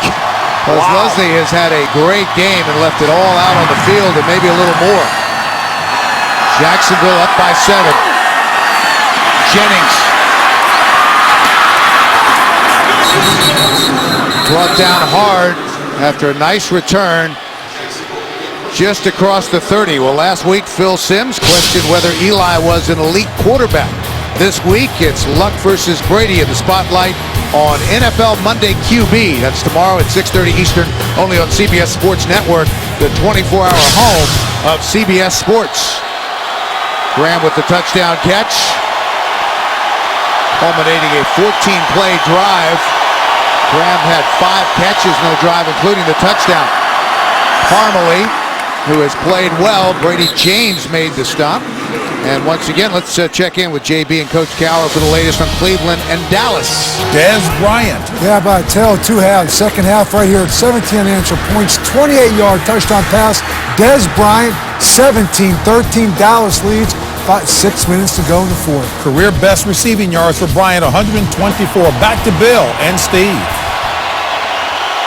Like Justin Blackmon having a big day. Cowboys trying to get to 5-5 and win back-to-back games for the first time this season. That's up the road in Dallas. Here, the Jaguars are trying to pull the upset. 2nd and 6. Parmalee stacked up. Pickup of maybe 1. That'll bring up 3rd down. Glover Quinn made the stop. Well, there's no question that Jacksonville can't play this conservative. They've got to get this first down. With 4:30 and counting in this fourth quarter, they've got to stay on point. They're going to have to put this in the air on a 3rd and 4. This Houston defense, while they've nicked them in the run game, they're not going to pick up a 3rd and 4 in the fourth quarter of this game by trying to punch it in there with the run game. Henne's going to have to put it up. Jaguars have been dangerous on 3rd down. Henne from the gun. Steps in. Batted away. Trying to hit Justin Blackmon. Maybe a little behind him. That went right off Blackman's helmet as he tried to get his hands up. It had too much velocity on it. Henne just a little bit, and that's a rub right there. An illegal pick play that wasn't called. Henne just put too much on this. He could feel the pressure coming behind him. That's what happens when the quarterback starts to feel the pressure, takes a couple of hits. He put too much velocity on that throw. Blackmon had just turned his head and was unable to pick up the football. Keshwan Martin calls for the fair catch and makes it at about the 10-yard line. A 53-yard punt by Brian Anger, and 3:52 left to go for Matt Schaub and the Texans. Now this is the pressure right from behind Henne. Now he can't see it, but he feels it, and he lets this go. He knows he's got to get rid of it, and he puts too much on it for Blackmon to pull it down. Hard to really put a touch pass out of the pocket when a guy's coming down on you. And that was Antonio Smith coming hard. He's coming off his first Pro Bowl season and playing at that same level again this year. He's a guy who often gets overshadowed by J.J. Watt, but he's been outstanding. So 90 yards to go. Just under 4 minutes to do it for the Houston Texans. They trail 34-27. Schaub on 1st down. Who else? Andre Johnson. Well, it's like we said a moment ago. You don't think play selection, you think player. And Andre Johnson is a #1 guy. They go 5 wides. They give no indication, no threat of a run in that situation. And they do it again here. They're going all 5 wide. Empty backfield. Schaub on 1st down. Another completion and another 1st down. This time it's Kevin Walter. And these chunks of field are making it possible for Houston to get down there, but they've got to get to the point now where if they keep breaking off these chunks of yardage, the clock will cease to be a factor in their play selection, or even in the fact that they want to hurry. Houston with all 3 of their timeouts remaining. Daniels into Jacksonville territory, finally wrestled down at the 42. Posluszny made the stop. There you have it. They're going to continue to go hurry up. They're going to go muddle huddle here. They've got plenty enough time. to get down close for a touchdown, but they've got to play mistake-free. 5 receivers in the pattern. Schaub. Walter. Schaub is not really a threat to run with the football, but he sure makes a lot of plays with his feet, and there's a man down. That's the linebacker, Russell Allen. And something, it looked like he either got something in his eye or... Once again, the Jacksonville Jaguars giving the Texans the middle of the football field to throw if they so desire. Schaub extends the play coming out of the pocket and finds Walter pivoting back up the field.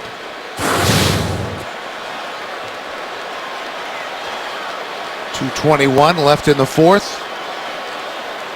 Russell Allen, he opened the season as a starter at outside linebacker for the first time in his career. Came in ranked second on the team in tackles with 117. Let's see if we can pick up what happened. Well, I think he got hit in the solar plexus or something. Looked like Walter's heel came up right on his breastplate. And if that happened, that hurts. That I've experienced that, and that hurts. Crowd doesn't like it because that sort of slowed the Texans' momentum. They were in a rhythm on offense. Once again, staying empty. And Schaub is 12 of 12 since he threw that interception. To the sideline. Johnson steps out of bounds at the 21. Now they're going to huddle up. Schaub's going to have a chance to look his guys in the eye and talk to him as Cox working against Andre Johnson. You know, when you've got a guy, as we've said over and over, who's caught so many passes for so many yards, you really have to respect everything about him, particularly the big play. So Cox making sure he stays on top of Johnson. Again, empty backfield. Schaub loads, fires over the middle of the field. Johnson again. Fights his way down close to the 6, Andre Johnson. And that will take us to the 2-minute warning as the Texans have come storming back here at home.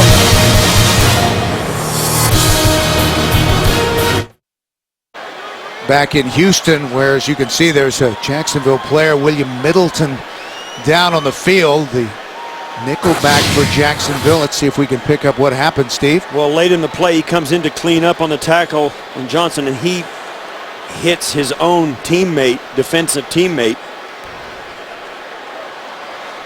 And that, as we said earlier in the game, it happens so often to these guys, as C.J. Mosley coming in to help. So being helped off the field. Well, Matt Schaub on this drive, 6 of 6 for 84 yards, a drive that started at the Texans' 10-yard line, and they have efficiently marched down the field. Yeah, you think back to the last time just a few moments ago where they were down here first and goal. There was 7:40 left on the game clock. They ran the football twice, and all of a sudden they lost 2 minutes of game on the clock because of those 2 running plays. So now they're down to the 2-minute warning, back inside there, and ideally you've got some time left. First and goal for Houston from the 7. Foster. Maybe a yard just inside the 6.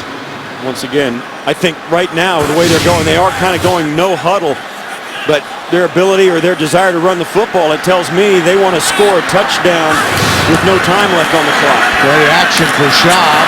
There's the other direction. Touchdown. Garrett Graham.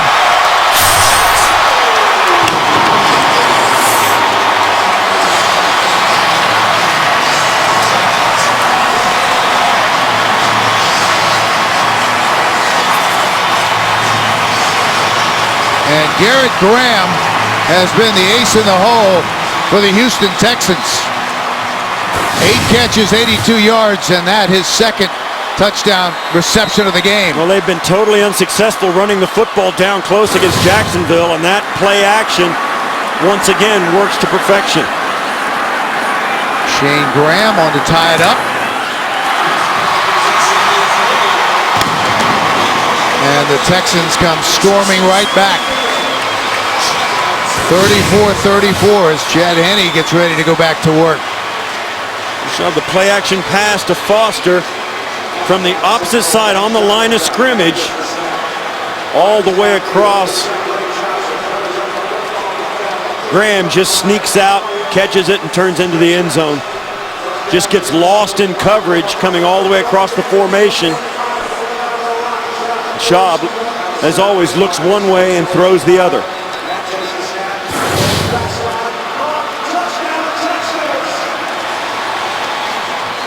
I'm not sure how many people thought this game would be tied inside of 2 minutes.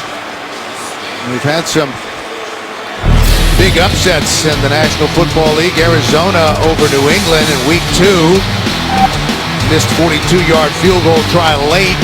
Kansas City and New Orleans suck up with the 31-yard game-winning field goal in overtime. And Green Bay and Indianapolis in week 5.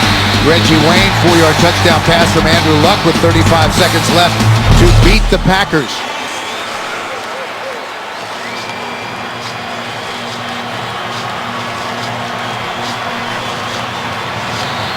So Chad Henne, who has been outstanding, 14 of 21 for 331 yards and 4 touchdown passes, will have a chance to bring the Jaguars down the field for the win. And they'll take it out to the 20 as Rashad Jennings takes a knee. Well, the Jacksonville Jaguars have stayed in this game because of the big play and their willingness to call it and go deep on the Houston Texan defense. With a minute 34 and 2 timeouts, they have all the time they need to get into field goal range, but they're going to have to air it out to do it. Josh Scobee has a career long of 59 yards. Did that a couple of seasons ago against the Colts. And these will be perfect conditions in which to kick. Jacksonville with 2 timeouts remaining. Henne, incomplete. Just behind Spurlock, who couldn't bring it in.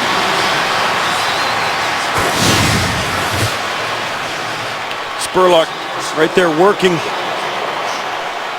trying to get open across the formation. Henne once again puts a little too much on that.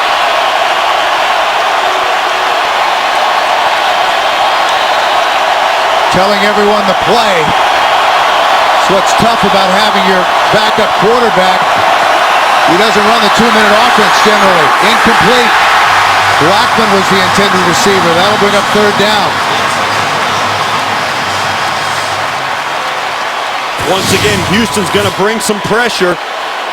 6 guys rushing the passer. McCain gets in there and gets a hit, and if that ball has got to come out on time. That negates Jacksonville's ability to have Henne drop back and scan the field and throw the big play down the field that they've been so successful at early in this contest. They can't do that if Henne's facing a blitz every shot.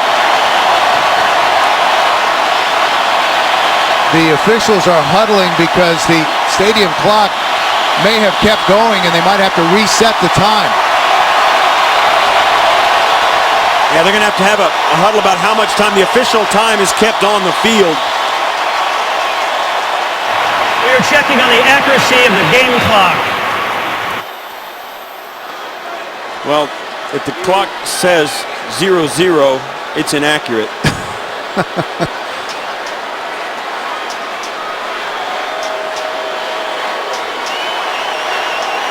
It will be 3rd and 10 for Jacksonville. The clock won't necessarily be a factor if they're unable to convert here. Certainly not for Jacksonville. It will be for the Texans, who could come away from this in pretty good field position.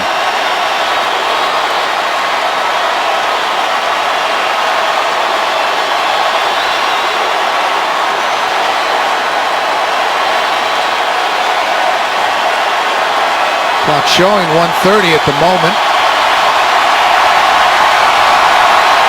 Pete Blackmon is our referee today. The Texans sideline and defensive team trying to get the crowd pumped up, making it as difficult as possible for Jacksonville.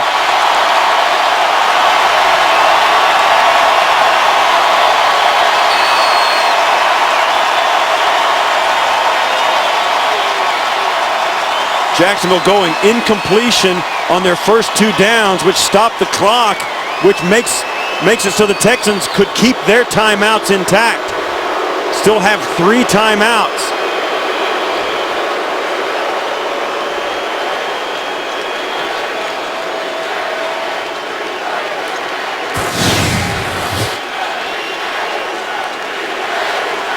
Well, that's where the clock, we see it. Now we believe this is accurate at this point, but there was an incomplete pass, and the clock continued to run. So now they're going to sort things through, talk to Gary Kubiak. 130 seems a lot.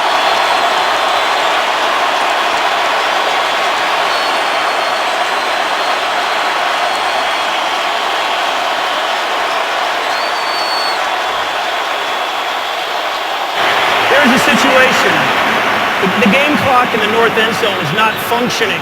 However, the game clocks on both the east and the west do function. The correct time is 1 minute and 30 seconds on the game clock, and we'll use those to time the rest of the game. Clear explanation from Pete Blackmon. In that case, the clock that we show on the screen could not be accurate. And that's the reason, because we take ours off the north and south end zone. So a minute and a half left in the fourth. Tie game. 3rd and 10 for Jacksonville.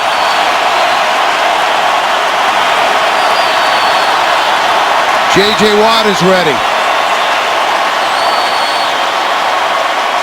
And the officials are huddling once again.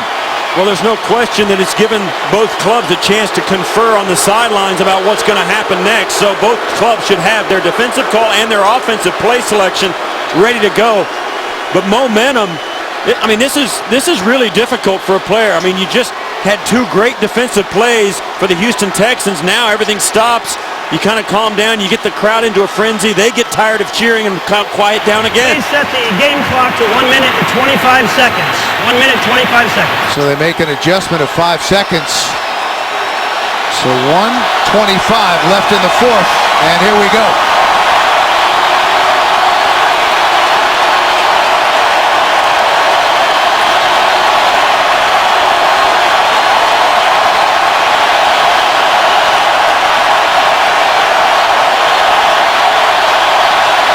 Corner blitz, Henne underneath. Spurlock short of a first down. Jonathan Joseph wrapped him up.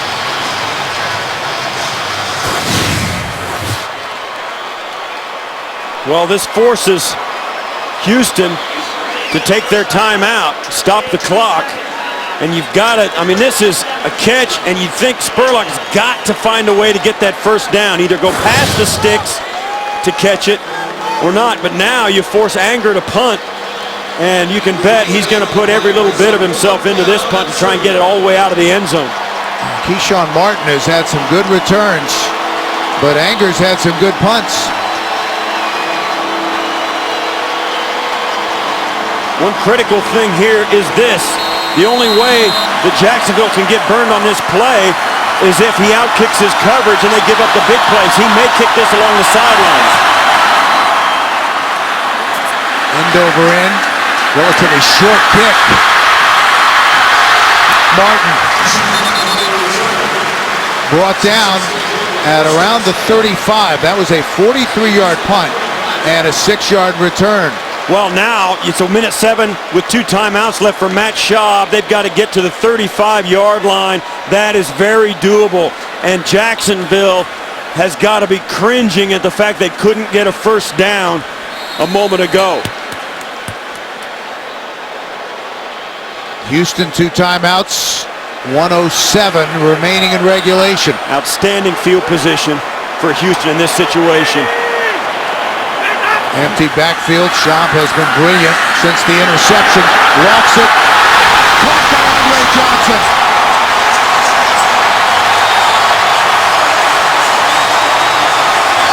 We've said it time and again, it's not about play selection in this situation, it's about players. Andre Johnson has carried this offense in the fourth quarter, and Matt Schaub has looked at him almost exclusively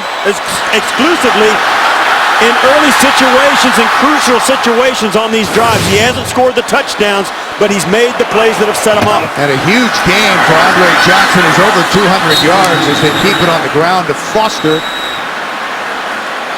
Inside the 30, and the Texans will take a timeout. No question that Andre Johnson is headed to the Hall of Fame. 12 catches today, 214 yards. And Shayne Graham is getting ready. Andre Johnson, who those two guys. I'm sorry. Yeah, Andre Johnson, Steve, I started to say, was taken in the second year of the franchise, had a chance to go other places for more money. Felt a loyalty to the franchise, a loyalty to the fans here in Houston. He's a soft-spoken guy who works awfully hard on the field, and he wanted to stay and see this thing through. And what that says about Andre Johnson is about he's a rare individual, a rare athlete, and a rare human being.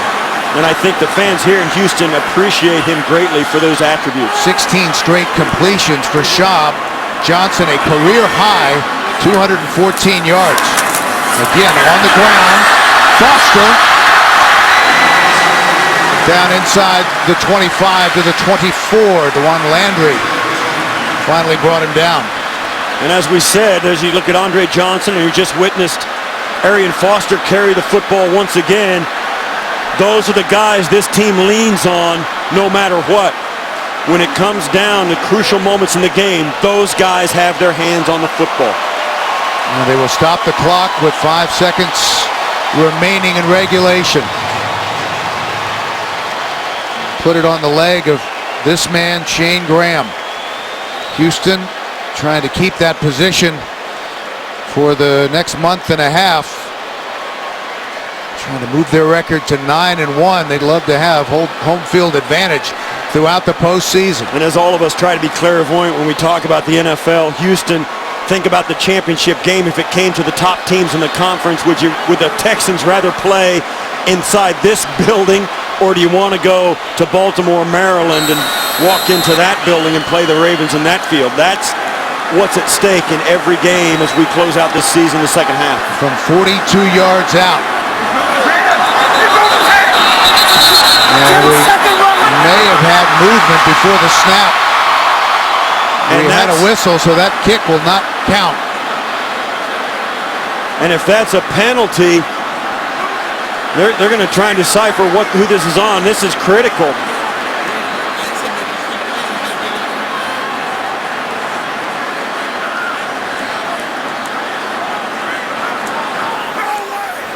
False start. Offense, number 62. 5-yard penalty, still third down. Yeah, and the reason you heard it, it's a good thing the clock was stopped. If they've been in a hurry-up mode right down inside, somebody's going to just twitch a little bit. You'll see him move their hand. There, you see that? That was the long snapper and the guard right there. That was Antoine Caldwell. So now it's a 47-yard field goal try to break the tie. He missed it.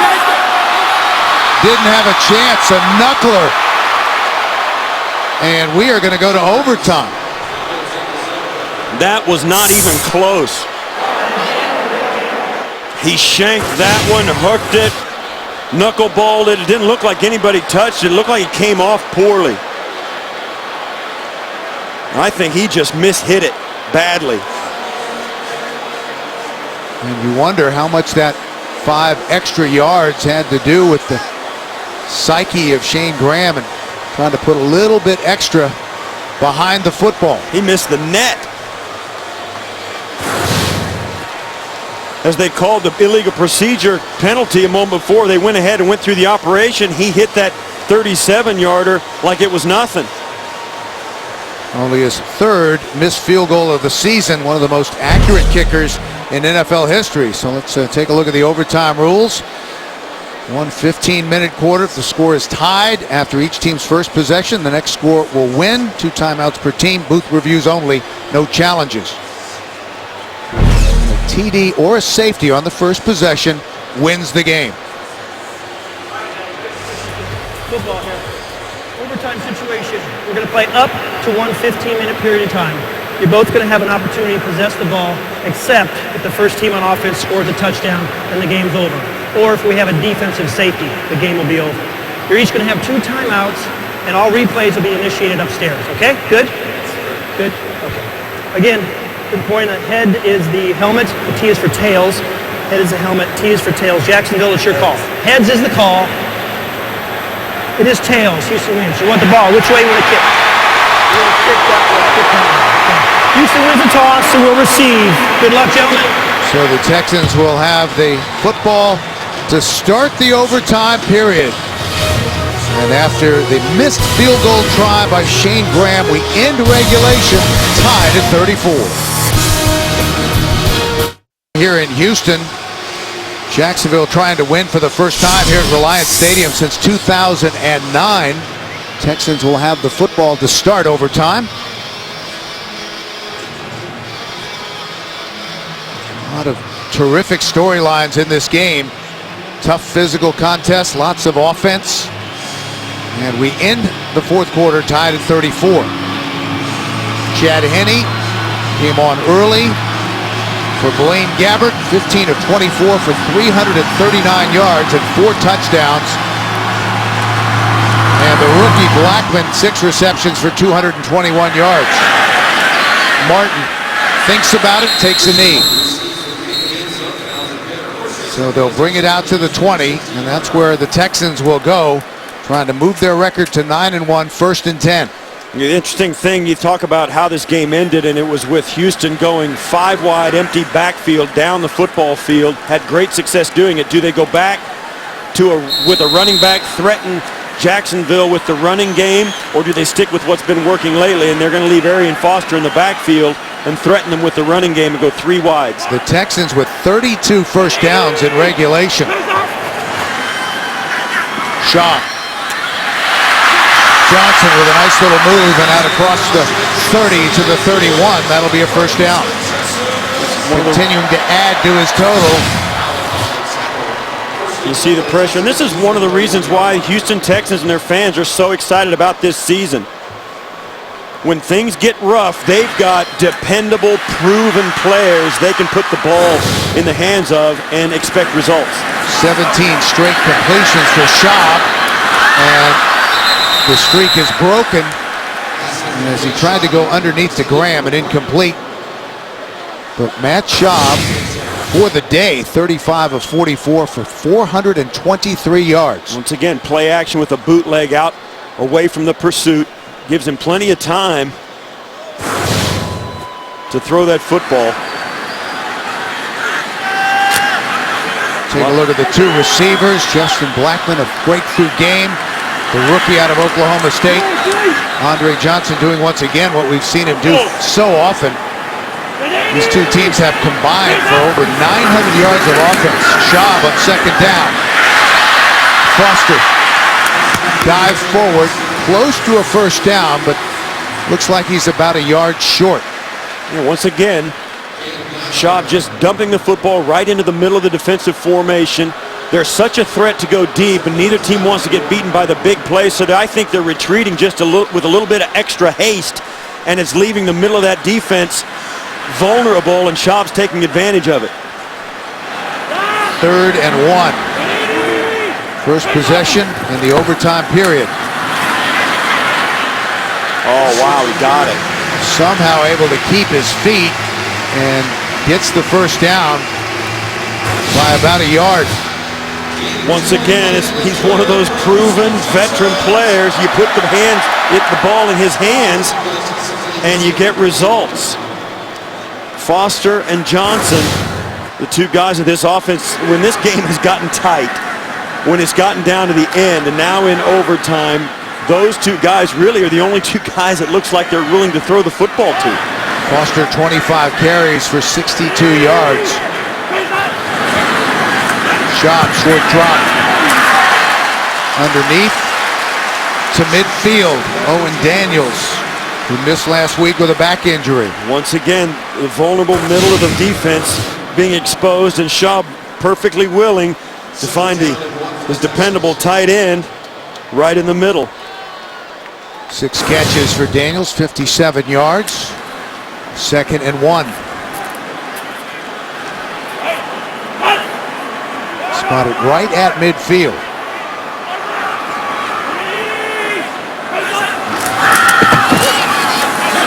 Foster. A nice gain and a first down. Close to the 43. Derek Cox finally brought him down. And it seems to me Jacksonville has decided their safeties are going to stay back and make sure that they don't give up the big play. Not quite as quick to come up and get into the running game as they were early on, and that's why Arian Foster able to slice up between the cornerback and the wide receiver and the linebackers and tight ends, get up in there, get the first down. The safeties are staying back to protect against the big play. Touchdown wins the game, a field goal, and the Jaguars will get a chance. Foster again. Derek Cox once again on the stop after a pickup of 3. Now Foster's going to have a chance to get a breather. Forsett will come in, and you can bet Foster's going to take maybe 1-2 plays off and he get right back in there. Foster now 27 carries, 71 yards. Forsett has had a nice day, only 6 carries, but 58 yards. It'll be interesting to see if they call Forsett's number. He's fresh and rested. Offset I, 2nd and 7. Schaub, 3-step drop. Walter, that'll move the chains inside the 30, down close to the 28, a gain of 12. Once again, starting inside, going to a wide stem on his route, and then breaking back inside, creating the space with his route, and then breaking back, giving Schaub a really good target. Kyle Bosworth made the stop after he was tripped up by Aaron Ross. Look how far the safeties are back. They're bailing out, making sure the Jaguars don't give up the big pass play down the field, but they're giving them the short yardage and letting them march. Schaub over 450 yards. Foster accelerates down to the 22. Again, Cox with the stop. Once again, we talked about this earlier in the game. This running game of the Texans, they're so committed to it. They do it so well. It's so versatile that even in the 4th quarter and overtime, you really have to jump on. You almost have to sell out to start to stop it. So Foster goes to the sidelines. Justin Forsett goes back in. I formation. Just toss it back to him. Left side. Hit hard, just short of the 20-yard line by Brzezinski, the free safety. Now that we're in overtime, it's interesting to think about. You know, this game obviously has gone into extra time. The Jaguars have faced up before that play 83 offensive plays by Houston. They are getting tired, and it's starting to show here in overtime. And believe me, we've seen an outstanding effort by Jacksonville in all aspects of their game. But now, it seems as though they've left it all on the field. They've got nothing left for this extra period. They're really starting to show signs of fatigue. And Schaub strolls over and takes a timeout with 9:10 left to go in overtime. It's been a game of big plays so far. Off the first drive, the touchdown pass to Keshwan Martin. And then Gabbert went down after that big hit. So Chad Henne stepped in, and he was spectacular. Big play to Cecil Shorts. That resulted in a touchdown. And then to the rookie Blackmon, able to keep his feet. He scored. Texans keeping up. Graham with his first touchdown catch of the day. Then the missed field goal try by Shayne Graham, and now we're in overtime.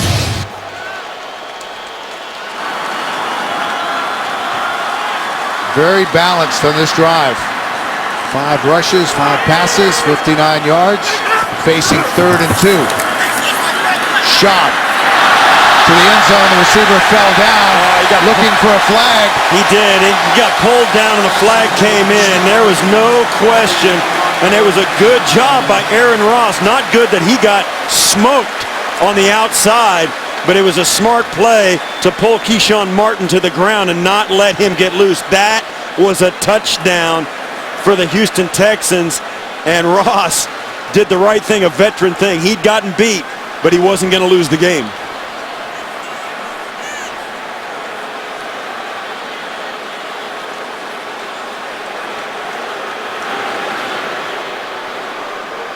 Aaron Ross, in his 6th year out of the University of Texas, came over from the Giants. Pass interference, defense, number 31. The ball he placed at the spot of the foul. Automatic first down. Let's take another look. Watch as Keshwan Martin is going to run this route. Ross knows it, he grabs him by the face, man, just pulls him down. I mean, he weren't going to get beat. He knew he was had. He just didn't want to cost the game on that play.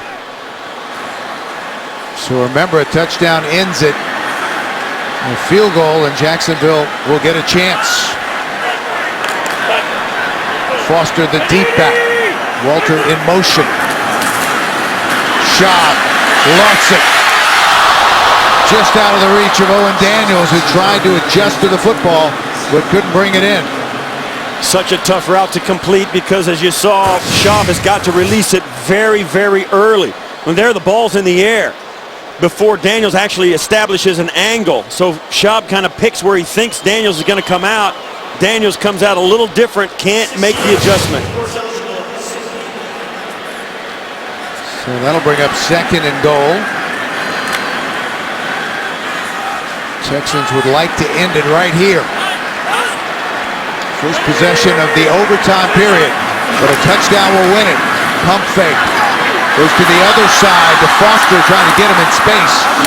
And the Jaguars were ready, brought down at the 7 by Bosworth.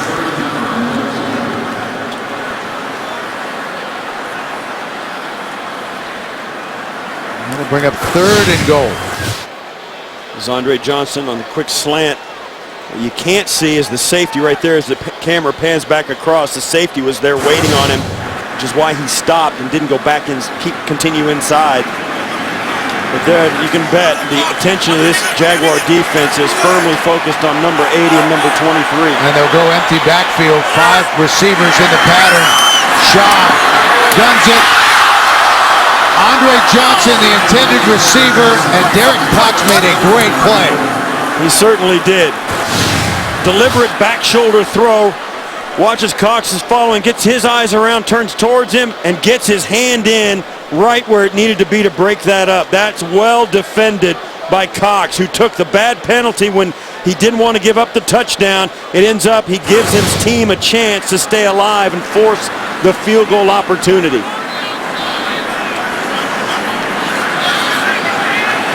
So Graham on to try the 25-yard field goal.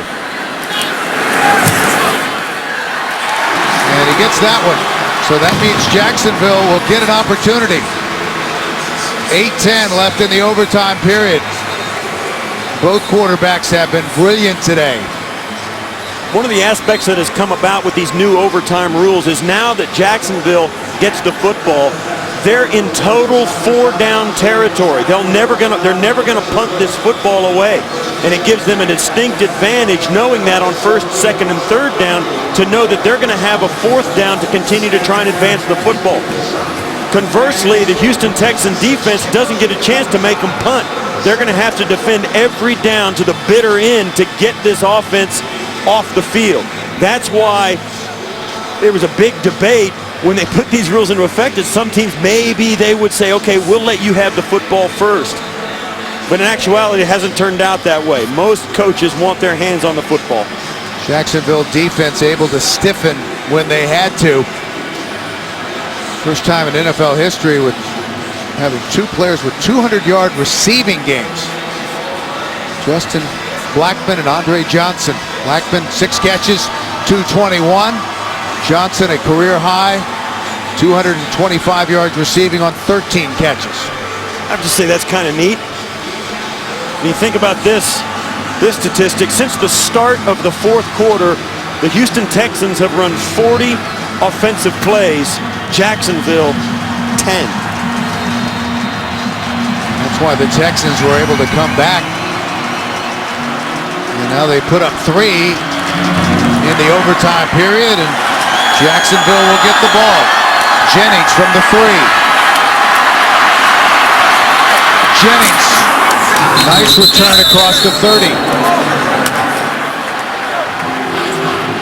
Chad Henne, 339 yards today and 4 touchdowns. Jacksonville's only win this season came in week 3 at Indianapolis. They were trailing late in the 4th, and Blaine Gabbert found Cecil short, who was able to bring it in. He takes it 80 yards for a touchdown, and Jacksonville came away with the victory. They'll need a field goal to extend the overtime. A touchdown will win it. Just over 8 minutes remaining in the overtime period. Henne off the play action. Steps up. And runs out of bounds at the 36-yard line. Scrambles for 4. And the Texans bringing a 5-man rush. Henne feels it immediately, steps up, has nobody over there available. He knows he's going to run it right away, has got to get what he can get. He didn't slide down, he lowered the shoulder. So 2nd and 6 for Jacksonville, trying to answer the Texans' field goal.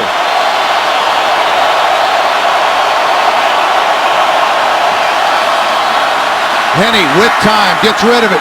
Incomplete.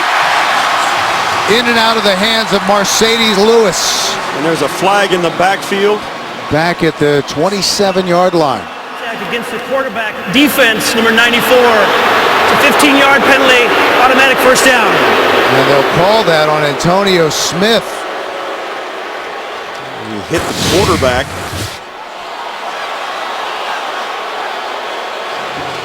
Oh yeah, hands to the face. Hands to the face. Came up across the face mask. And you can't do that. And that will be a costly penalty. It'll move the ball into Houston territory. It kind of negates the bad drop by Marcedes Lewis. They've got to catch that. They'll spot it at the Texan 49-yard line.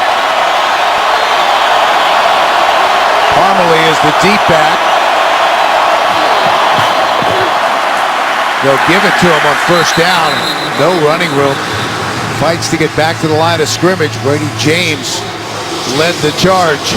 And this is interesting because as much as we've spoken about the Texan offense finding players, not plays, the same holds true for the Jacksonville Jaguars. Although their best player, Maurice Jones-Drew, is not in this game.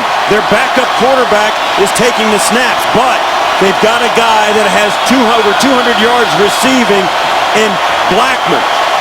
I think that's the guy you try and find. 2nd and 10.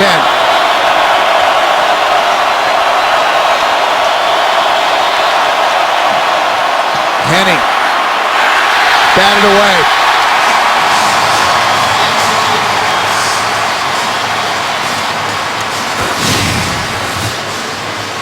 The pressure comes right away as Henne has to get rid of it. James comes right up the center. Nobody steps down to block him. They're bringing one extra guy than they can block, and that's why he has to get rid of it. Connor Barwin got a hand on the football, so it'll be 3rd and 10. And like I mentioned a moment ago, they still have 2 downs. They're not going to punt it. They need a field goal to extend the overtime period. Henne batted away again and almost intercepted. That'll bring up 4th down.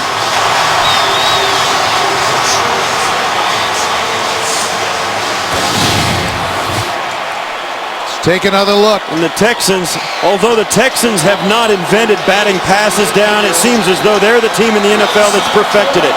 And here in overtime, with the pressure they bring, it's just one added obstacle that Jacksonville has got to overcome on this last opportunity to extend play.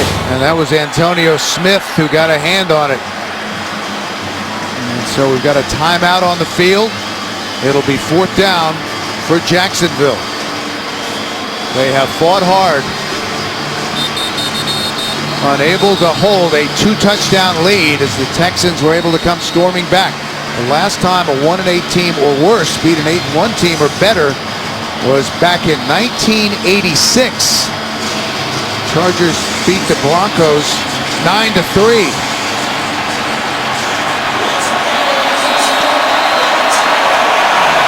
Remember earlier, the Jags turned a 3rd and 21 into an 81-yard touchdown pass. Now it's 4th and 10. They have to get it close to the 38 for a 1st down. That's caught, and a 1st down. How about Blackmon with another big catch? 15 yards to Justin Blackmon. Well, it seems that the philosophy holds true. If you've got a guy you can depend on, that's who gets the ball in the clutch. And Blackmon extends his game of over 200 yards to 200 yards plus. I mean, what a great catch at a critical, absolute game-changing moment. And the Jaguars able to keep it alive. 1st and 10 from the Houston 34.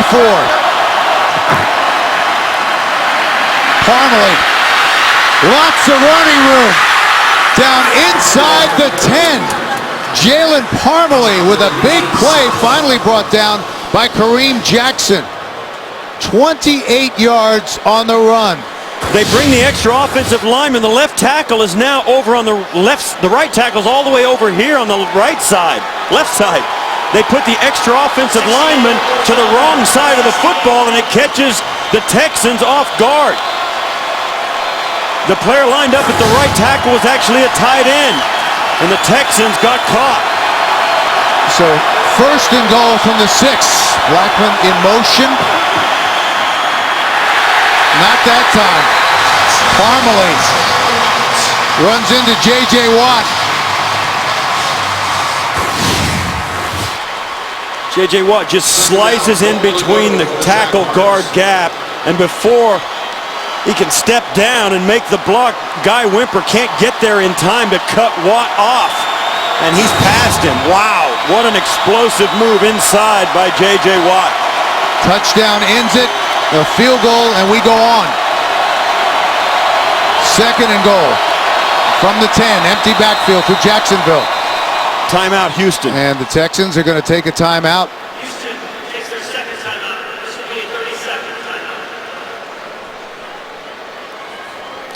Letting the guys on defense catch their breath for a moment. And what a game this has been here in Houston. Texans lead it in overtime, 37-34. But the Jaguars are threatening.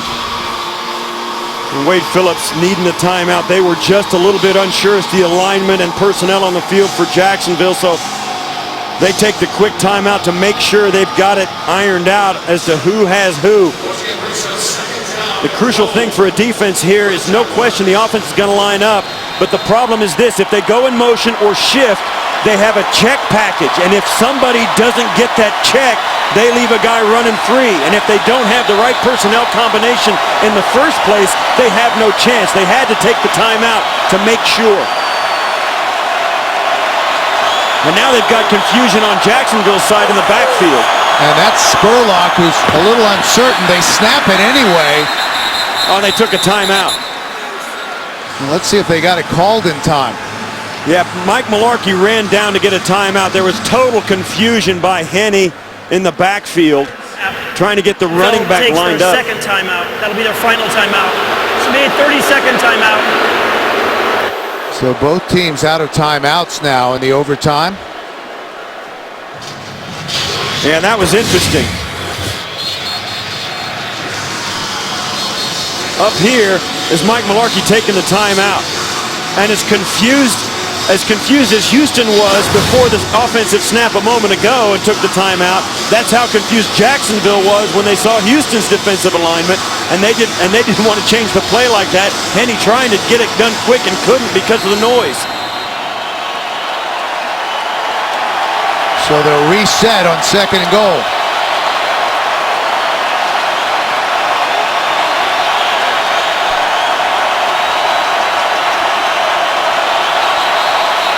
And movement before the snap, and everybody a little jittery.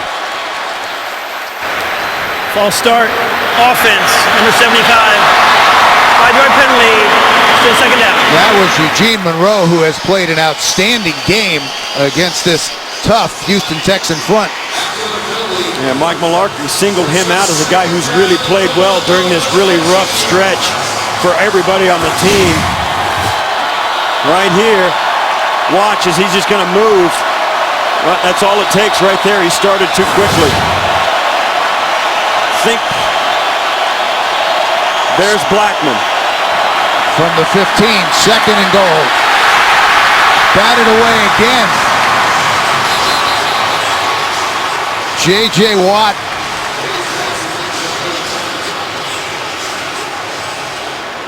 The Texan defense has really come to life. In the last few series, last few sets of downs, Jacksonville hasn't been able to throw the football on first and second down. Both have been batted down. That was Antonio Smith who got a hand on it.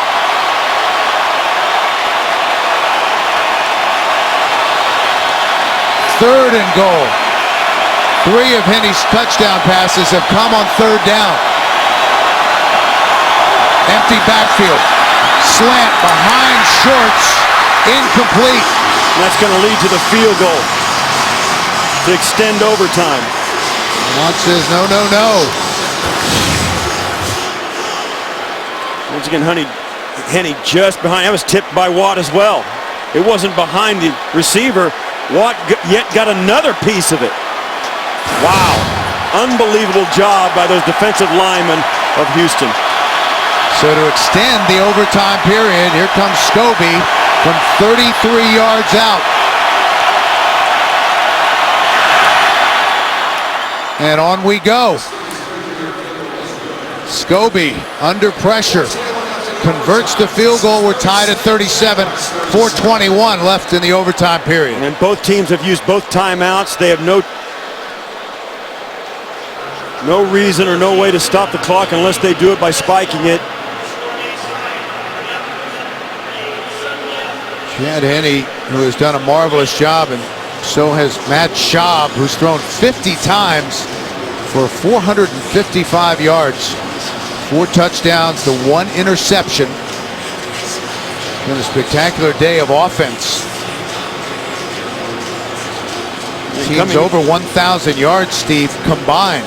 For Houston, 568. For Jacksonville, 458. Yeah, coming into today, the Houston Texans had run the ball 315 times this season, only thrown it 280. It's a little bit of a flip-flop today in that statistic.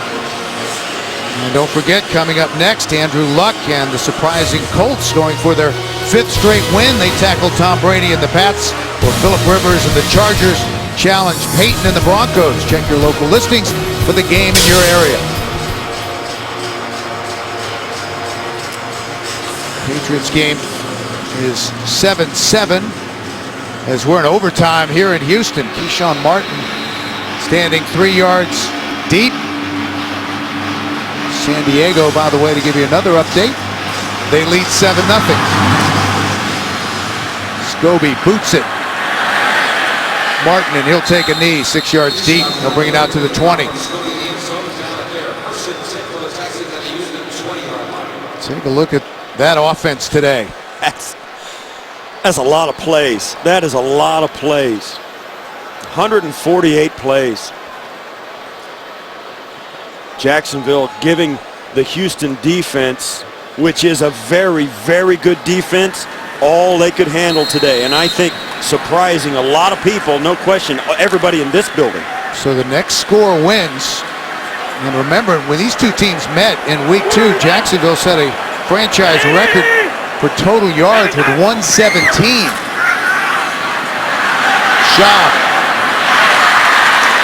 That's caught over the middle by Walter.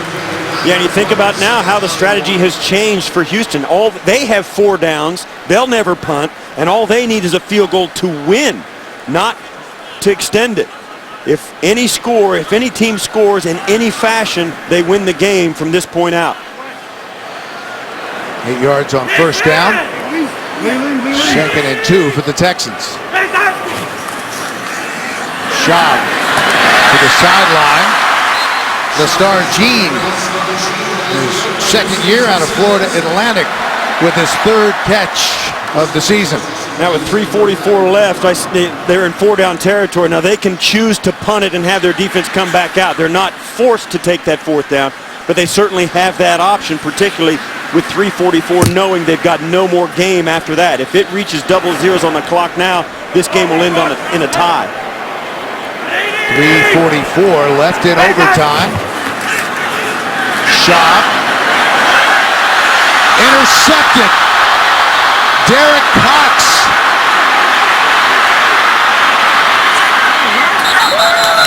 What a play. Andre Johnson was the intended receiver, and Cox just stepped in front of him and picked it off. And Andre Johnson thinks he was interfered with. That ball was underthrown, in my opinion. Johnson got loose, but Schaub, as he drops back, he feels the pressure, has to get rid of it. Can't step into it as much as you'd think he'd like to. But watch this, as Johnson gets loose, that ball needs to be high and outside. It was inside and a little short, and Cox got his hands on it. Cox, who don't forget, yeah, you see how he threw that off his back foot moving away from his target. That's just not done for a quarterback. That's why that ball was underthrown. Third interception of the season for Cox, and that was a big one. Jaguars are back in business in Houston territory. Henne, incomplete. Cecil Shorts was just turning around when the ball sailed by him. Now that's a backup quarterback working with a receiver. He's as good as Henne has been thus far in the game. There's still been moments when you can tell he has not had very many reps.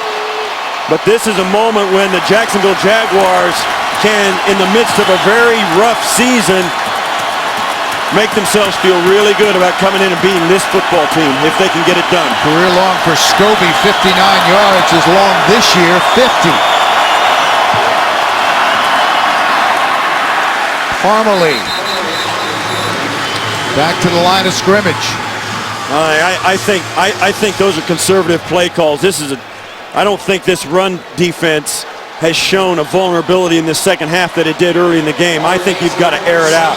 Put the ball in Chad Henne's hands, spread the football field out, and do exactly what the Texans have been doing to you. You know you've got to get rid of the football quickly, so call quick release patterns, small short throws that gets the ball out quickly so they can't bat it down and you don't take a sack. Henne has come off the bench and thrown for 354 yards and 4 touchdowns. 3rd and 10. Henne. Incomplete. LaRon Robinson, who's had a quiet day, tried to go up and get it, and he was well covered by Alan Ball. Well, Ball's going to do a great job. A double move. Watch as it goes up, and he comes down. Yeah, it was a great catch. It looked like it was going to be a great catch by Robinson. But on 4th down, they're staying on the football field. If they're going to do it, I got to throw for the 1st down. They got to get it down to the 37-yard line of the Texans for a 1st down. They're playing to win, not to tie. They are definitely going for the win. Henne with time. Incomplete. Went through a lot of hands before it hit the turf. And the ball will go over on downs with 2.5 minutes remaining in overtime.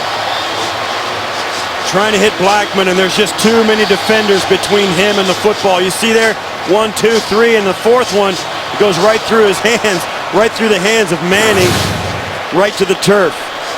Danieal Manning, who had a big game last week against his former teammates in Chicago. You're looking at about 23 yards to get in comfortable field position for a field goal if you're Houston.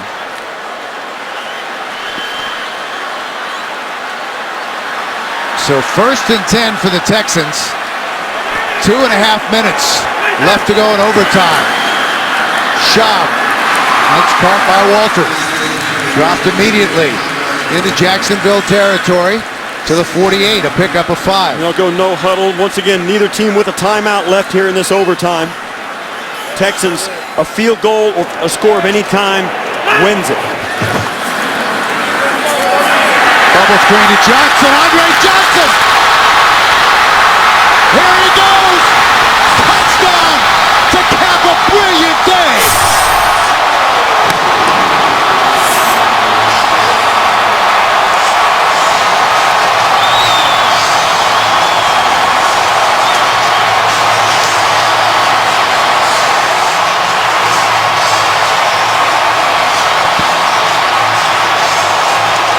As we said all through the fourth quarter, you don't think play selection, you don't think run or pass, you think player. Andre Johnson, the veteran receiver that has been a part of this team for his entire career, has stuck around through thick and thin. When the chips were down in the fourth quarter, in overtime, when the game has been on the line, time and again they have looked for him, and he has come through once again. 48 yards on the game-winning touchdown pass from Schaub to Johnson. Schaub ends up with 527 yards and 5 touchdowns. Andre Johnson, 14 catches for a career-high 273 yards. The Colts visit New England, or San Diego takes on Denver. Game 2 of our doubleheader is coming up for Steve Tasker. Bill McAtee saying so long from Houston. A remarkable game. The Texans win it in overtime. You've been watching the NFL.